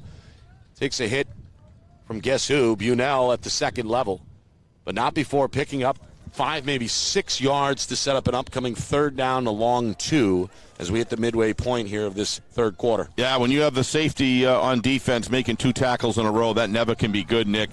That means Dover's moving the ball past the linebacker core. So Dover doing a good job here, mixing up the playbook a little on the running game. 2 running backs set here. They go back to Geppert on 3rd and short, and he methodically finds a way to move the sticks. Good job waiting for the hole to open, it looked like there, Steve. Yeah, did a nice job. Doris, the nose tackle, did make the tackle in the end, but not before Dover picks up a first down. I'm impressed with both of these teams' trenches, Nick. They've done a great job. That's why the score is 7-0, 0-0 at the half, and Dover threatening here. Done a great job today. Dover trying to get back in the red zone. A penalty derailed their last drive that ended the first half. Lopez Sullivan lucky to get back to the line of scrimmage here. Swallowed up by Norman and Doris. Does pick up a yard to avoid the sack and set up a 2nd and 9. Yeah, a little adjustment that looks to me like that the Blue Hawk defense have made is they're taking a high contain route. I think they're doing that in order to try to keep Lopez Sullivan in the pocket, and then it's a wrestling match that goes on between the O and D line, and did a nice job there making the tackle. Second down and 9 from the Exeter 33-yard line. It's Geppert. Now a flag flies. Clark cut him down from behind at about the 34-yard line, but this is going to go against Dover, a hold.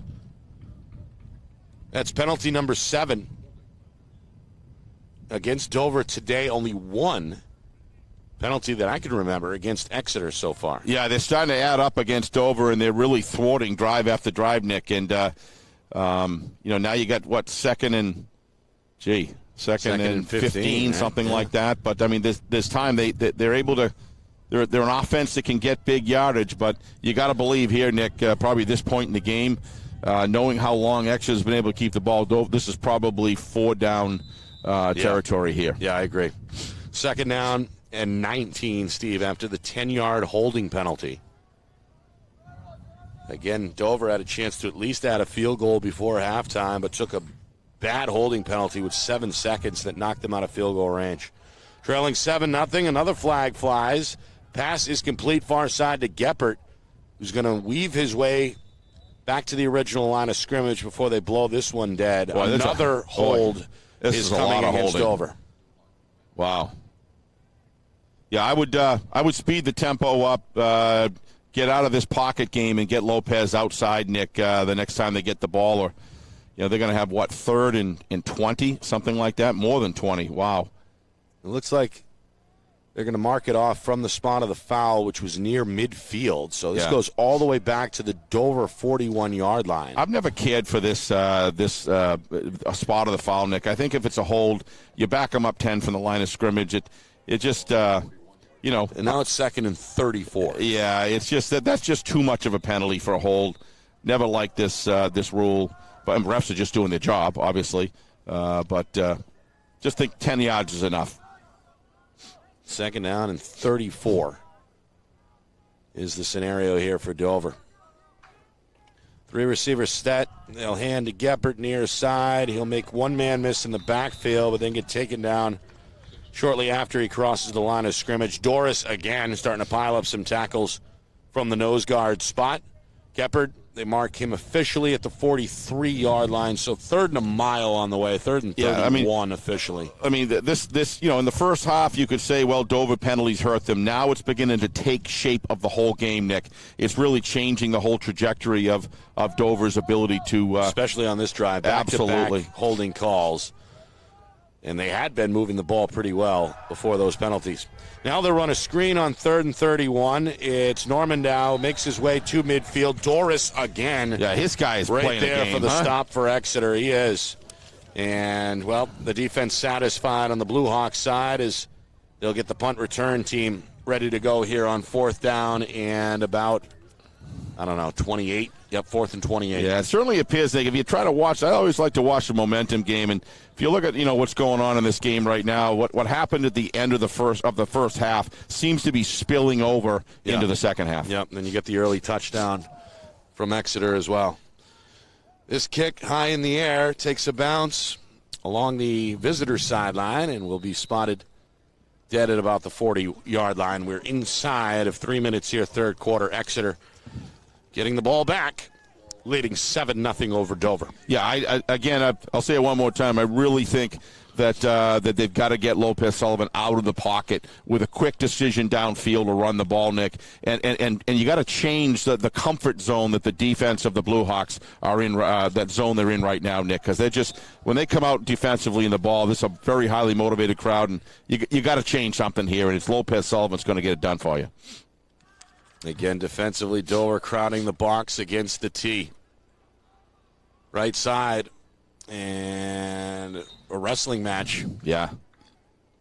There is Ellis, the ball carrier, emerges from a cloud of dust after about a 4-yard gain to set up 2nd down and 4. Carto again there, the defensive end on the stop for Dover. Yeah. Yeah. 2nd and 6 on the way. Exeter will take, 1st and 4, 4-yard gain every time, Nick. They're more than happy to eat the clock with that sort of a game plan. Hard count. Everybody jumped on the Dover side. Bunnell, he's done that pretty well. Steve, mastering the cadence up front and causing some problems defensively like he just did here. It's going to cost Dover 5 yards. Yeah, Coach Ball, he knows what he wants in a quarterback, and he wants high discipline and execution. Again, he comes off the sidelines. And, high school quarterback comes off the sidelines. I know what they say. Well, he tires him out. It's too much running. Well, run more gases or something, because that what goes on between Coach Ball and his quarterback, he can really engineer the game, and he's got a quarterback that follows direction and executes well. Doing a great job today. Yep, just the one mistake. Threw an interception back in the first half, but has looked pretty good mastering this T attack. He's going to hand here to Ellis. Gets another carry and picks up a 1st down near the 40-yard line, about the 38. And Exeter will huddle up here as we move inside of 2 minutes to go. Exeter out in front, 7-0 in this third quarter. Yeah, there's a lot of freshmen here that are dressing on this game. Coach Ball loves these guys to come and get a sense of what real varsity football is all about. And that's why the time they get to a sophomore, mid-sophomore, mid-season form in sophomore years, these guys are ready to go. A lot of players on the sidelines. Again, Dover really crouching here defensively, trying to squeeze the edge with an extra defender. They go to the quarterback to keep it with him. Bunnell tracked down from behind by Normandow, who looked like tried to strip that football. He did. He almost did. But Bunnell, to his credit, able to secure the possession and pick up some yards in the process to set up now a 2nd and 2. It's a gain of 8 as we at the 1-minute mark to go in this third quarter. Blue Hawks okay with how things have gone so far. They've got a 7-0 lead. Yeah, they're just like the Cookie Monster. They're the way they eat clock, Nick. They take every bit of time in between right up to the delay game level. Yep. Yeah, really almost every snap now coming with, I'd imagine, 2, maybe even 3 seconds left to go, on the play clock. But they practice that in timing, Yep. And, by getting the quarterback to come off the field, everything's timed. Look at the offensive group. They're all getting ready for Brunel to come back. And it's all timed out and sequenced perfectly every single time. And, they're not really happy unless they're taking 6 to 8 minutes off a clock every single drive. And that's how you maximize the time of possession. It well, really is. You do, and you're not allowing with a good defense. You're not allowing that high-powered Dover offense to sort of get. They don't have enough reps. I mean, instead of having 80 plays, they're having 38. Right. And then. But I mean, Dover's hurt themselves with penalties today, with the holding penalties. But some of those holding penalties, Nick, are just long stretches in the pocket. They're coverage holds, if you know what I mean. They're going to do whatever they can to protect their quarterback. But after about 4 or 5 seconds, that gets really difficult to hold some the of them, blocks. though, but we've seen some on a lot of run plays as well. Yes, we have. That's true. That's a fact. You just can't do it. Is the bottom line. 30 seconds, third quarter. They on third and short. Go back to Ellis, who finishes the run well, lowering that shoulder and bringing Norman down to the ground with him at the midfield line. Yeah, that's a big transition there, Nick. First down for Exeter. So now that may be it. They got 20 seconds here, but I don't think they need to snap it here before the end of the quarter. No, they don't. They won't. And the big thing about that is they got themselves another first down. So now you're going to have 4 downs leading into the fourth quarter. Everything's just playing their way. Dover's got to come up with something. Jar a ball loose. I mean, you got to really bear down on defense. But this defense, I'll bet you look at time of possession, Nick. They've been on the field for a long time, especially in this third quarter. Yep. That'll do it for the end of the third quarter. Dover now trailing Exeter by a score of 7-0. It's our Friday Night Lights New Hampshire game of the week, and it's brought to you, of course, by Beals Insurance. Locations now in both Bedford and Londonderry. Whether you need home, auto, or business insurance, Beals Insurance will get you both the price and quality coverage that's right for you. So call Steve at 603-471-9999 or visit BealsInsurance.com. Exeter scored the game's only touchdown about 4 minutes into the third quarter. A 5-yard run by Owen Roth. Extra point was good. And that has been it for scoring in this one. Scoreless first half, 1 turnover. A lot of penalties on the Dover side. And as you mentioned, Steve, starting to haunt the green wave. Is now Exeter comfortable with the football to begin the fourth quarter in a 7-0 lead. Yeah, and what do we have? At least 2, maybe 3 holds have been spotted. The foul holds way back deep in the backfield. In the backfield. So they're like 20-yard penalties. I just don't think holding deserves to be 20 yards, Nick. A personal foul, they make it 15. Right. How in the world can you? I just think the rule needs to be changed.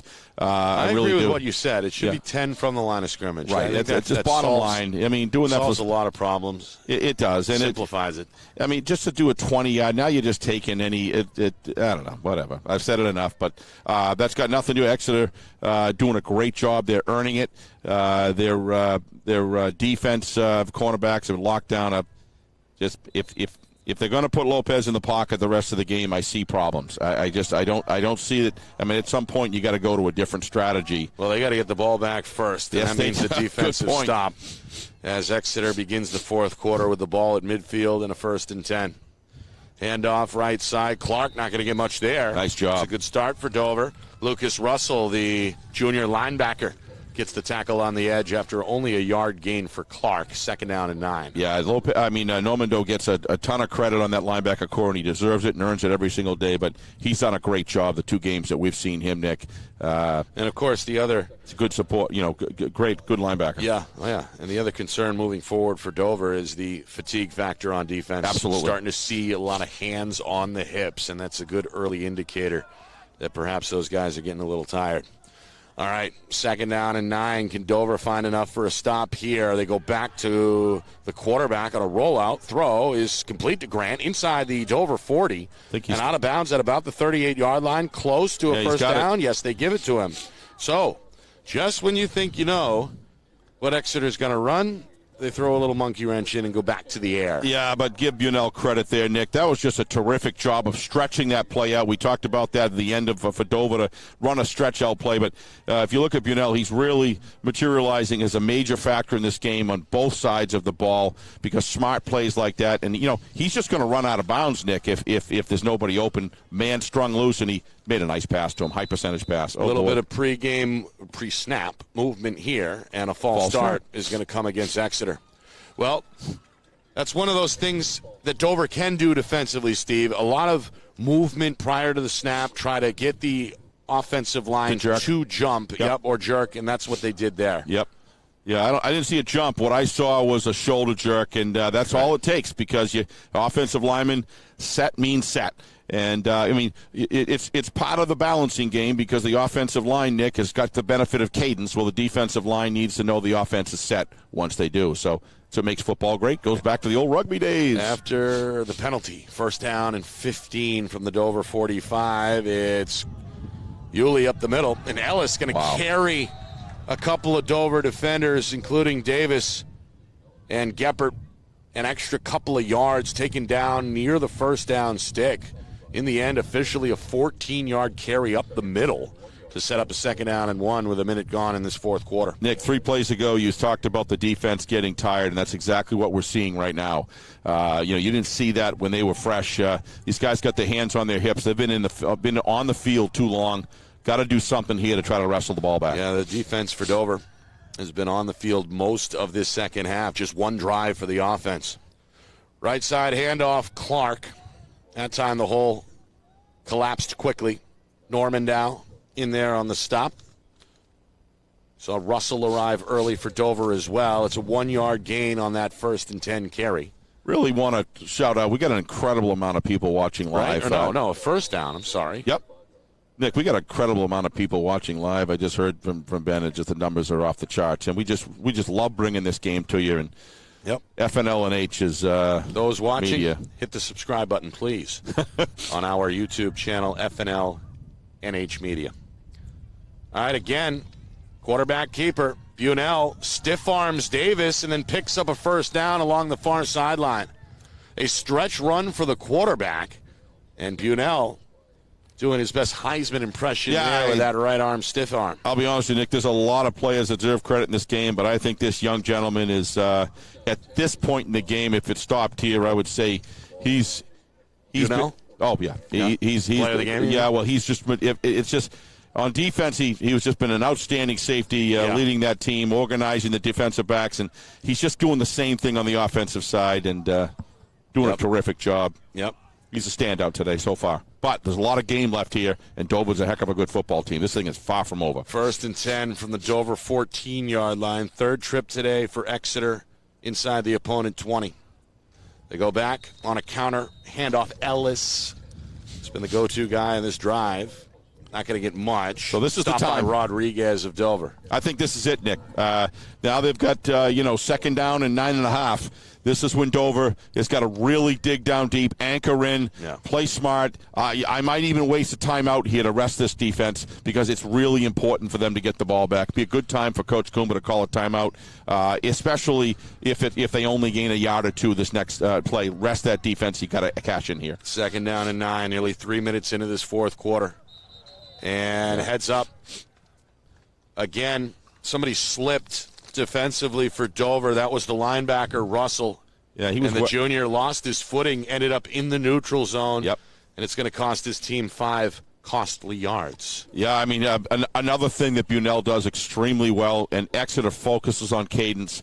If you're going to have a running offense, one of those weapons that you have that's never utilized enough is to really have a disciplined cadence program to be able to drive and stop the defensive line to be able to get and that's it's just part of so important. Part of that pre-snap chess match. Yep. Between these two teams. Two very good teams. You got the cadence on the offensive side, and then you got the run up to the line and stop ability on the defense. Just didn't work that time for Russell, who lost his footing, trying to jar the offense and force one of the linemen into a jerk. Instead, Exeter gets 5 yards. They go up the middle for the touchdown. That's fatigue, Nick. You can see it. It's Bunnell, the quarterback. I like the call. I really like that call, Nick. they're trying to contain from the outside. I mean, and the play calling today for Exeter has been outstanding. Unbelievable sequencing on using the play action and just sort of like drilling holes in here and there, and then throwing the play action. Oh, gee, now we can't stack the box anymore. And then all of a sudden they start running in the box again. It's just been outstanding play calling all the way through. That's a big hit right there for Nova. Jonathan Bunnell scores from 9 yards out. Extra point try is up and good off the right foot of Ethan Moss, the Exeter kicker. So the Moss extra point makes it 14-0 Blue Hawks. Dover still has some time, but the hour is late with 9 minutes and 14 seconds remaining in regulation. Yeah, that's just a terrific job of play calling, Nick, all the way down. And when you've got a guy, both these teams have outstanding quarterbacks in Lopez, Sullivan, and Bunnell, but Bunnell's just getting the opportunity here to kind of stick to their game plan, and they're just executing better. The penalties have been huge, and the additions to the yardage on what we talked about before, what we kind of think would be a little bit better. Those second, third, and 30s have just done a number on so many. 3 drives, I think, right now, just from that alone, and that's just too many. A reminder: Monday we'll recap this playoff weekend in real time, 5 o'clock Eastern on FNL Rewind. It's presented by Beals Insurance. Try and get Coach Matthews of Bedford on, and possibly one of these two young men on the sidelines here today, either Coach Ball or Coach Kumba. Coach Ball would really appreciate you calling him a young man. He'd like that. Yeah, that's good bait right there. I know he would. That's good bait, Nick. Trying to entice him to carve out about 10 or 15 minutes for us on Monday with all the complimentary things I can These are two. Say. I hope you're enjoying this football. These are 2 outstanding coaching staffs on both sides of this field. They really are. The kick is a dribbler down the middle. Fielded by Russell at the 30. He's out across the 40 and up over about, the 42-yard line. Yeah. Before he was stopped there by Exeter's gunner, Ben Evans. You just got to lay it out. If you're Coach Kumba, you got to lay it out to your team. You got to open it up, and you've got to go after it, Nick. Because if Exeter's going to get, Exeter's going to get the ball back if Coach Kumba's squad in Dover scores, which means you may not get the ball back for another, with 2 minutes left. So you've really got to get down the field and make it high tempo. Well, you got to get strings together some first downs without penalties first. They go over the middle to Carto, good completion and a good pass. Well, from Darian there as Sullivan Lopez registers another completion, this one for 8 yards. That is true, Nick, but you've got to get, high tempo, you have less penalties, less time to make holds. So Lopez Sullivan trying to keep the offense moving, takes the snap on 2nd and 2, runs to the right, but 47 I think again, he's tackled a little short. That's Doris on the stop. A game. Wow. They do give him the first down. Good spot there. Favorable spot, in my opinion, for Dover. So a first down at midfield, 1st and 10. Clock ticking, nearly 4 minutes in now, fourth quarter. 14-0 is the Exeter lead. 5 receivers set, 4 left side. Pump fake, steps up. Lopez Sullivan down the field. Norman now. What a player. Able to get good positioning there to make the catch inside the 25-yard line. Yeah, you've got a hurt ball player on Exeter. I didn't like the way he went down, Nick. That was the man in coverage on the tackle who is still down on the grass for Exeter. That left leg, I'm sorry to interrupt, Nick. That left leg really went down strange, Nick. He's in a lot of pain. Hopefully this young man is okay. Hate to see that this time of year, Nick. But I didn't like the way he went down on that leg. I think it's Nate Ross, the junior defensive back for Exeter. They have played outstanding today. I hope he's okay. Yeah, hasn't moved. Yeah, I didn't like it. When you see a person, Norman Doe did a great job of coming back for the ball and just knew how important it was for his team to make that catch. And he kept Ross on his back. He did, and he landed on that left leg. I didn't like the way it looked at all. So Ross in some pain here. Yeah, the clock's frozen just shy of 4 minutes off this fourth quarter clock. Exeter with a 14-0 lead as they see one of their own tended to on that far sideline. Or actually still on the field near the far sideline. But there's 2 trainers out there with him. And again, Steve, I think you're right. It does look like a leg type of injury. Again, the winner of this one will most likely face Winnicott. At last look, the Warriors held a 26-0 lead over Spalding. And no matter what happens, it'll be a rematch. Yeah. As Winnicott face both of these teams in the regular season. Well, when you look at these this East Division, it was kind of like Exeter and everybody else kind of struggled. Winnicott had some good years for years and years. Winnicott kind of came up. Now you've got Spalding in the winning ways, you've got Winnicott in the winning ways, and you've got Dover with Coach Coomber really changing the whole culture of this program. Is he up? Oh, hope he's up. That's Ross. He is up. That is such good news. He's walking with a limp, but he is walking. Yeah. Trying to make his way slowly with the help of the training staff back over here to the near sidelines. But, Nick, you always fear the worst in a situation like that, and if you're up walking like that, that's just terrific news at this point. Yeah. Yeah, it looked like that left ankle, Nick, the way he's walking right now. I thought it might have been something. I think it was just caught underneath Normandow when they went down. But the way it went down, you could see, like you said, he twisted, and it was just sometimes those can be a lot worse. The fact that he's walking off the field is just a great thing. All right, the limp looks like it's smoothing out a little bit, too. It is, yeah. Which is good. So he was in a lot of pain. Exeter's been banged up today, Steve. That's their third injured player. Yeah. As we saw Cale go down in the first half, number 87. I don't think he's been back. Nope. And a big part of their D-line, Josh Norman, they were looking at him for a long time as well, but Norman is back in the trench for Exeter, so that's a good sign. All right, 1st and 10, Dover moving the football on this drive, trying to make it a one-score game again as they approach the red zone. Lopez Sullivan fires over the middle. This one is dropped near the first down stick. Incomplete. Got to catch that. Intended for Rubio. That's his second drop.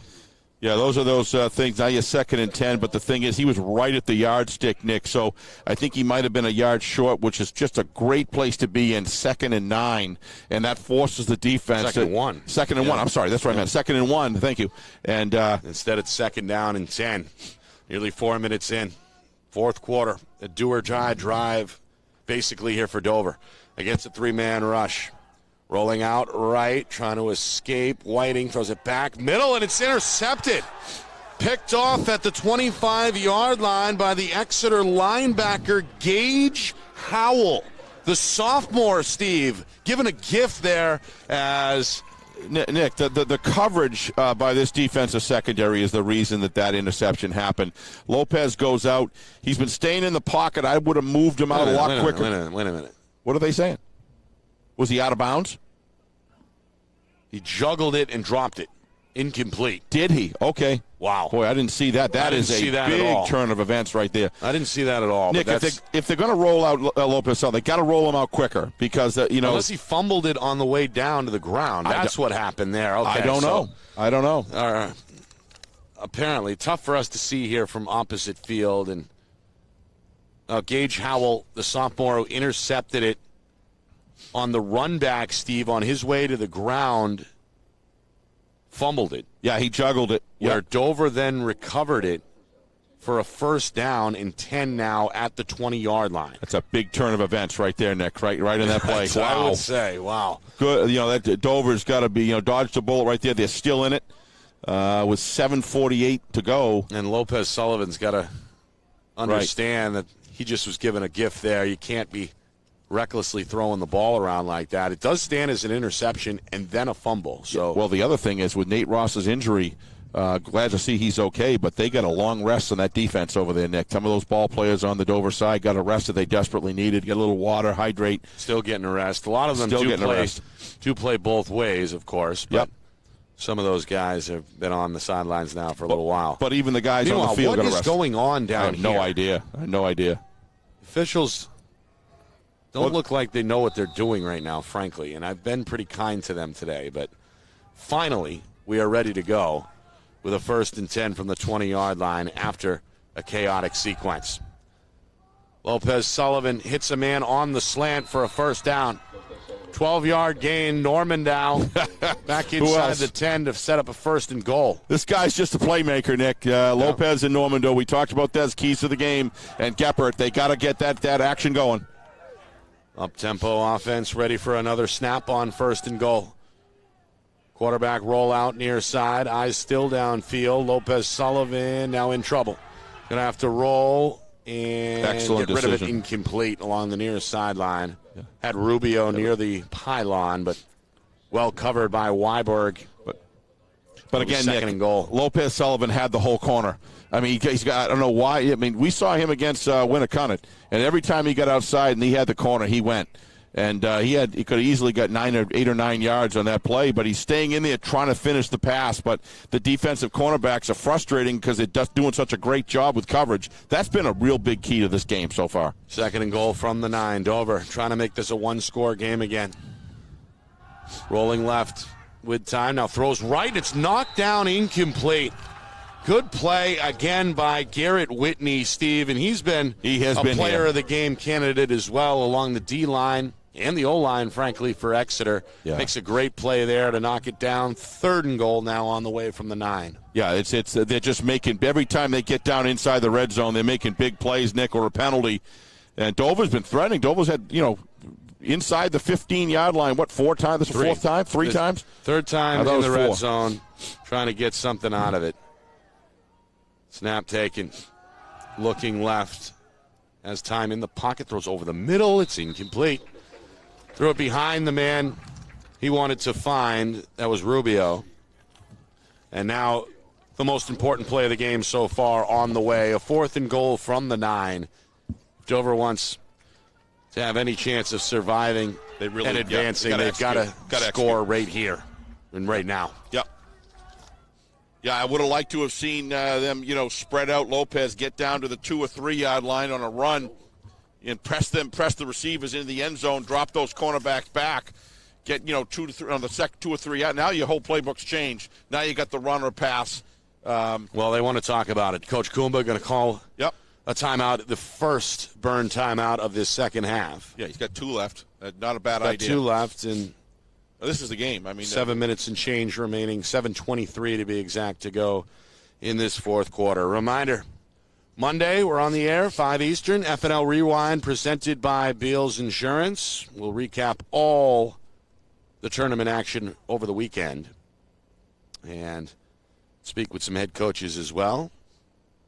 That's again Monday at 5, every Monday, 5 o'clock Eastern.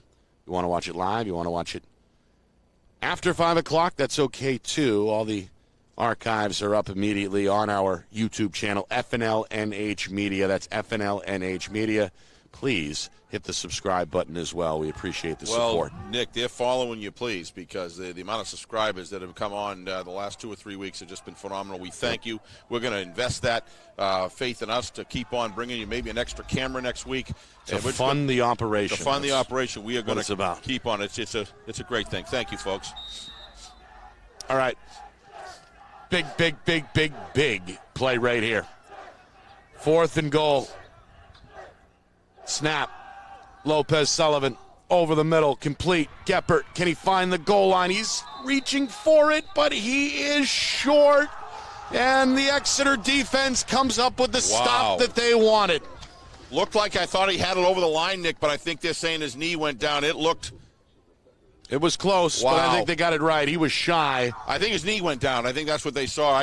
Then he kind of folded over the end zone after that. Yep. So close, but yet so far. Wow. And the sophomore linebacker, Gage Howell, comes up with the stop to save the touchdown. He was quite involved defensively on that series, had an interception, but then fumbled it, gave it back to Dover. But here comes up with the big 4th down stop. All is well for the Exeter Blue Hawks right now, except that they're pinned within their own 1 yard line to begin this drive.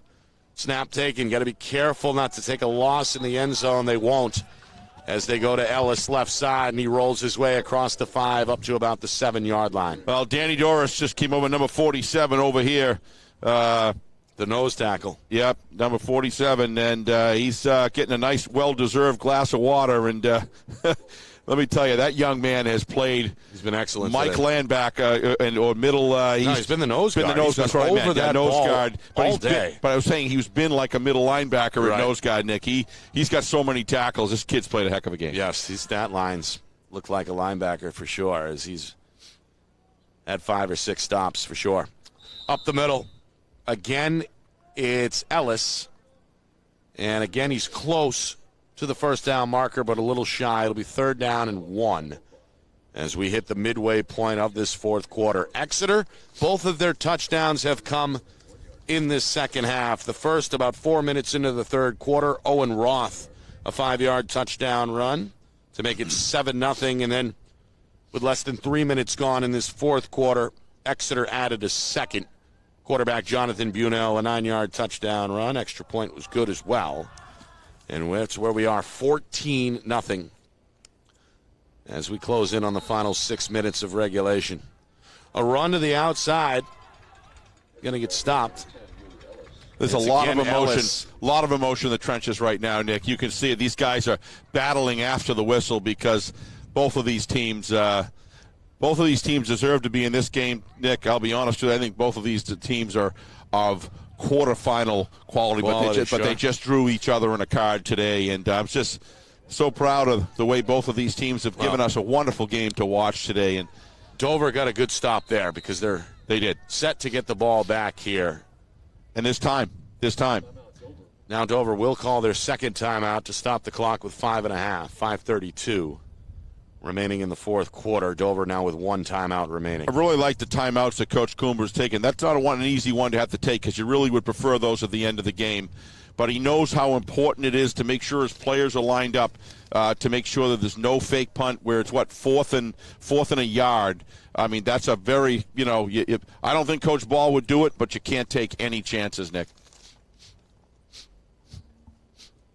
Well, especially after you just got stopped on 3rd and 1. That's it. That's the whole point. I don't think he would anyway. I think he trusts his defense all year, and he knows if he gets the ball back, he believes in his offense to eat the rest of the clock. So he's got to play the percentages. I'm sure he will. But I like the timeout because he wants to get his players aligned so nobody goes off sides, Nick. I think some of this there'll be a cadence play here, during the snap count, and he just wants to make sure, hey, look, guys, it doesn't do you any good. You just wait for it. Blocking the punt isn't worth giving them a first down. You know what I mean? Exactly. Well, it's got to be tempting for Exeter as well to just say, let's line up and go for it. Because if you do get that yard, boy, that takes probably another 2 or 3 minutes off at a minimum. Oh, yeah, but I don't think he'll do it because he has such faith in his defense. Yep. Yeah. And the other thing is when you've been able to move the ball offensively with I'm just saying it's tempting. Oh, yeah. That's why you... Some things are tempting that aren't good for you. Yeah, like a slot machine. Right. You know what I mean? It's just like pull the slot. Well, how about this, Steve? They are going to go for it. How's that sound? 4th down and 1 from their own 10-yard line to try and put this on ice. They go left side to Clark, and it's very close. Yes, they do give it to him first down. Talk about gamble, Nick. Coach Ball. Here I am saying Coach Ball, no, he won't do it. He's going to play percentages, and there he goes. He must have listened to me, I guess. Yeah, I don't know. I got the better of him there because it worked out. First down, and now that clock tick, tick, tick, again, moving towards 5 minutes to go here in this fourth quarter. Exeter. That's a backbreaker right there. That's that's going to be tough to come back to. And he went up poised to win it. They'd be the first road team to win in this Division I tournament so far. And we'll get a look at the rest of the scores coming up after the game. But this game was never, like most of the other games. This team clearly deserves to be at home. Both of these teams. Dover deserved to have this game at home. Well, Exeter should have been higher than a 4 seed. Yeah, that was my point. With a 3-2 record, a 3-game win streak. But whatever. There was not going to be a perfect science to the seeding. No, and anyway, no absolutely. matter how you did it. Everybody's just trying to make sure that the best team has a chance out of 16 to get to the championship game, and then. And again, home field isn't quite what it used to be either. No, it isn't with the fans. Without the big crowd support. Pitch, it's Roth. Scored a touchdown back in the third quarter. He's out across the 15-yard line. They mark him at about the 16. And now a 3rd down and 7.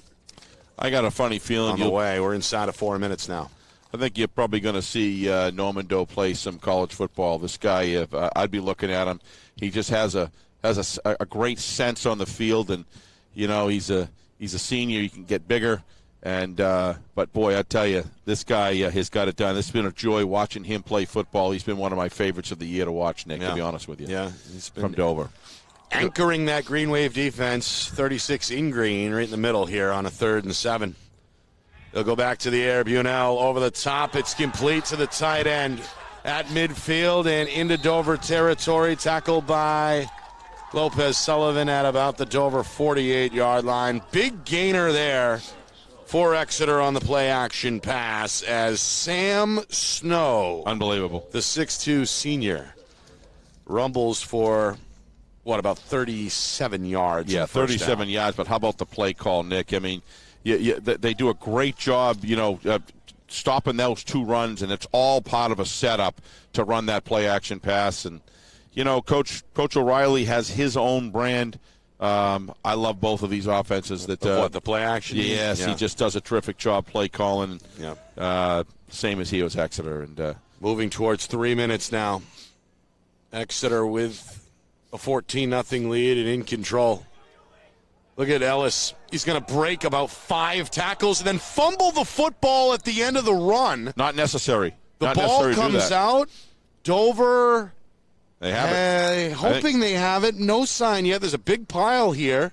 Going to have to pull some bodies up out of that pile. Well, someone wrestled the ball away. The officials now are saying Dover football. If it's not Dover, somebody wrestled away in the pile, Nick, because I saw Dover pounce on it. Geppert grabbed it. Yep. Geppert emerges as the last man to come up from the pile, and he has the football.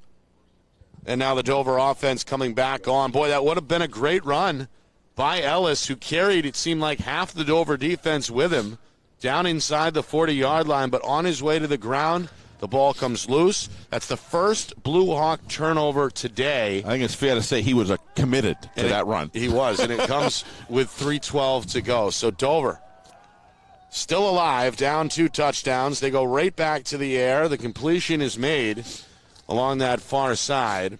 They whistle the receiver Sheehan. Yeah, no yards after the catch. Progress at about the tough to see where the ball is. I'd say the 42-yard line, 2nd and 5. But no forward progress is right. No yards after the catch today with these receivers. They've been wrapped immediately. Yeah, you're right.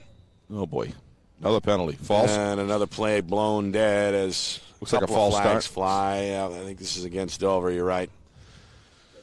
Well, false start, penalty number 8 today for Eric Kumba's Green Wave. Comes with 2:45 now remaining in regulation. So when you look at the game and you start breaking down, without a doubt, the penalty yardage and the timing of some of these penalties, Nick, have just been lethal.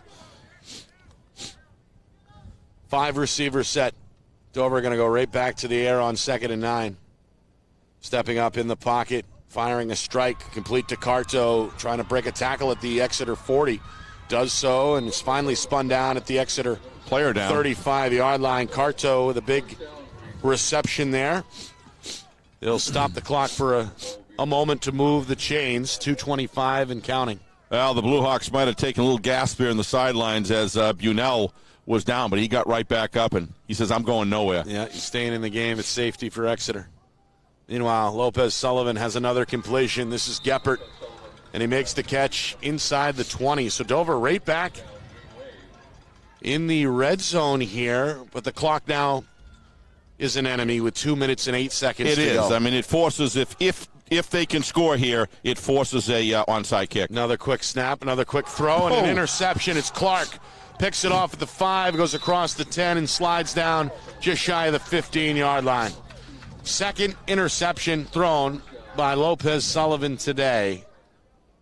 The junior just tried a little too hard to make something happen. Nobody open, and Clark comes up with the takeaway for the Blue Hawks with now inside of 2 minutes to go here in the 4th quarter. Yeah, this defensive backfield strategy, Dick, that the Exeter Blue Hawk staff has come up with, and the adjustments that they've made on the fly in this game in conjunction with or doing it after the adjustments that Dover coach Kumba made have been stellar, and that's been a factor in this game as well. 3 turnovers today for Dover.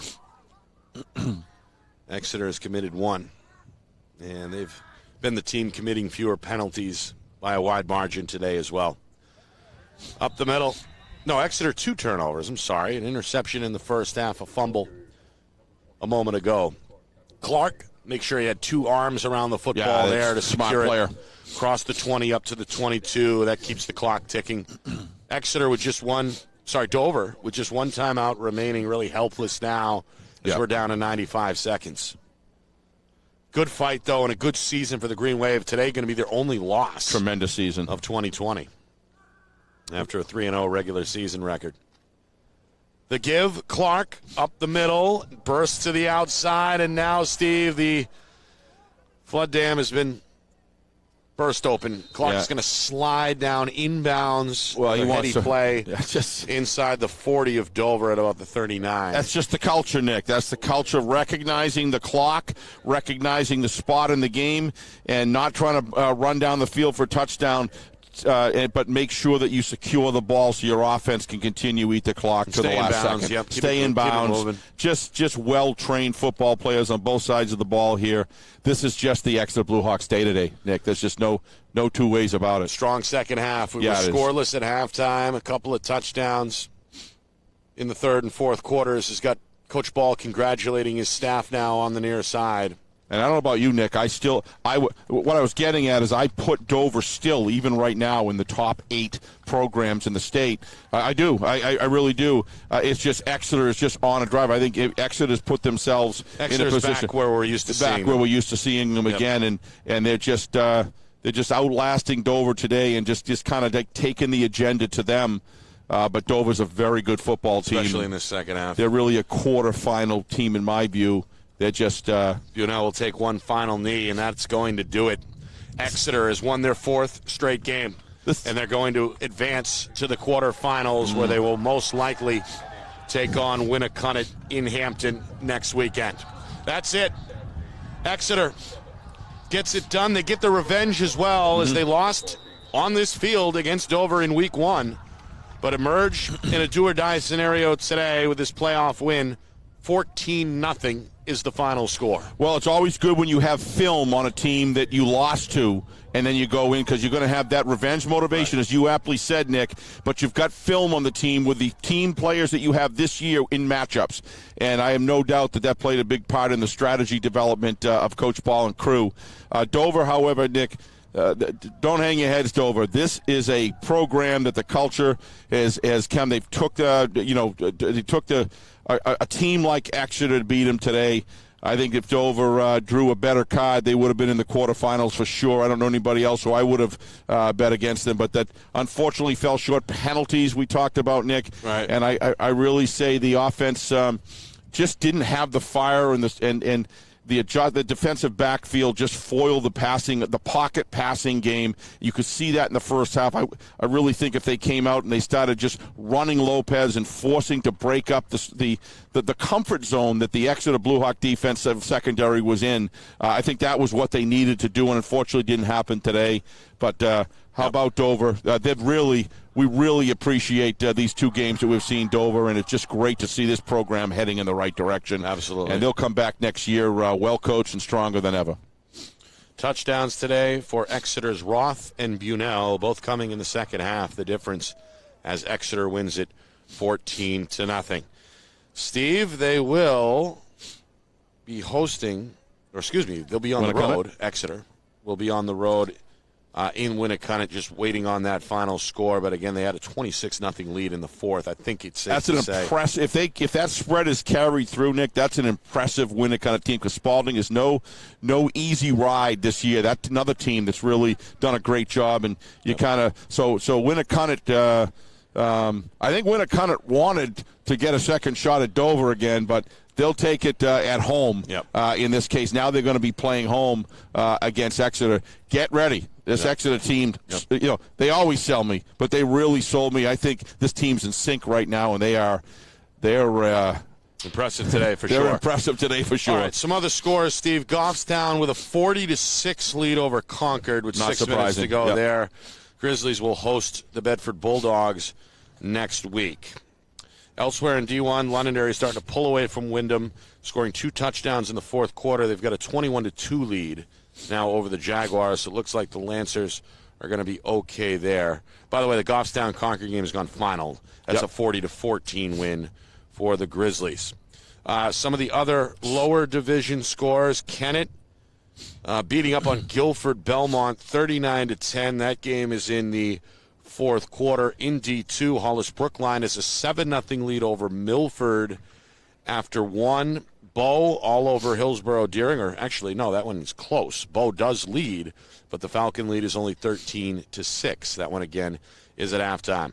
In D3, and this one will make my father smile, Newport all over Mascoma, a 44-6 beatdown is the final there. And just to make it official, Steve, the Warriors did win. Winnicott advancing, beating Spalding today, 28-6. It's going to be the a game. Final score. It's going to be a game. Steve, your final thoughts here. Well, my final thoughts are one more shout out to Coach Coomber and the Dover program.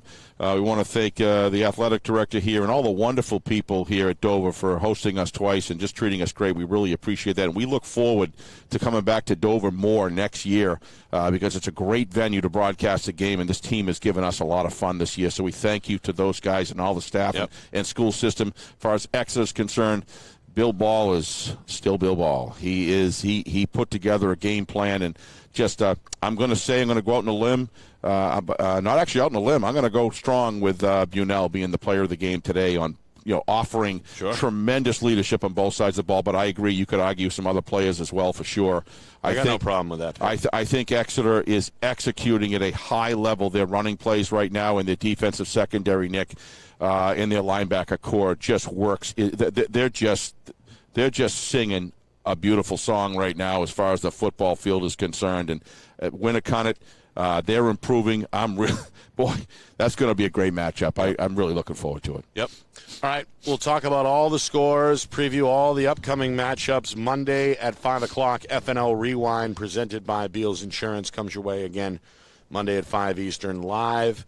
We'll try and speak with Coach Ball on that program. I'd like to get Coach Matthews of Bedford on as well, and maybe Roger Brown if we can wrestle him away. I got to tell you, I reserve, if you can get Coach Ball, which I hope you can, I'm going to reserve the question, Nick, ahead of time. I'm going to hosey that. I want to ask him what changed his mind to go 4th and a half a yard down here because, boy, that really changed the game. That changed the game in the fourth quarter big time. Agree. All right. I do want to thank Peter Watton of Dover, the athletic director, for allowing us to be here again. He has been great.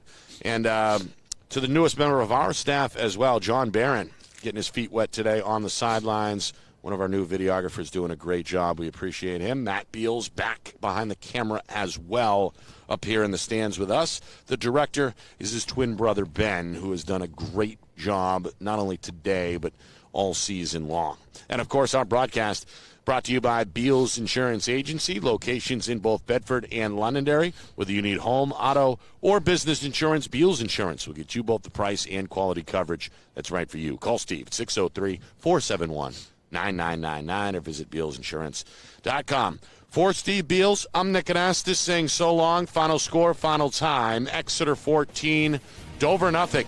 This has been a presentation of our Friday Night Lights New Hampshire Game of the Week presented by Beals Insurance.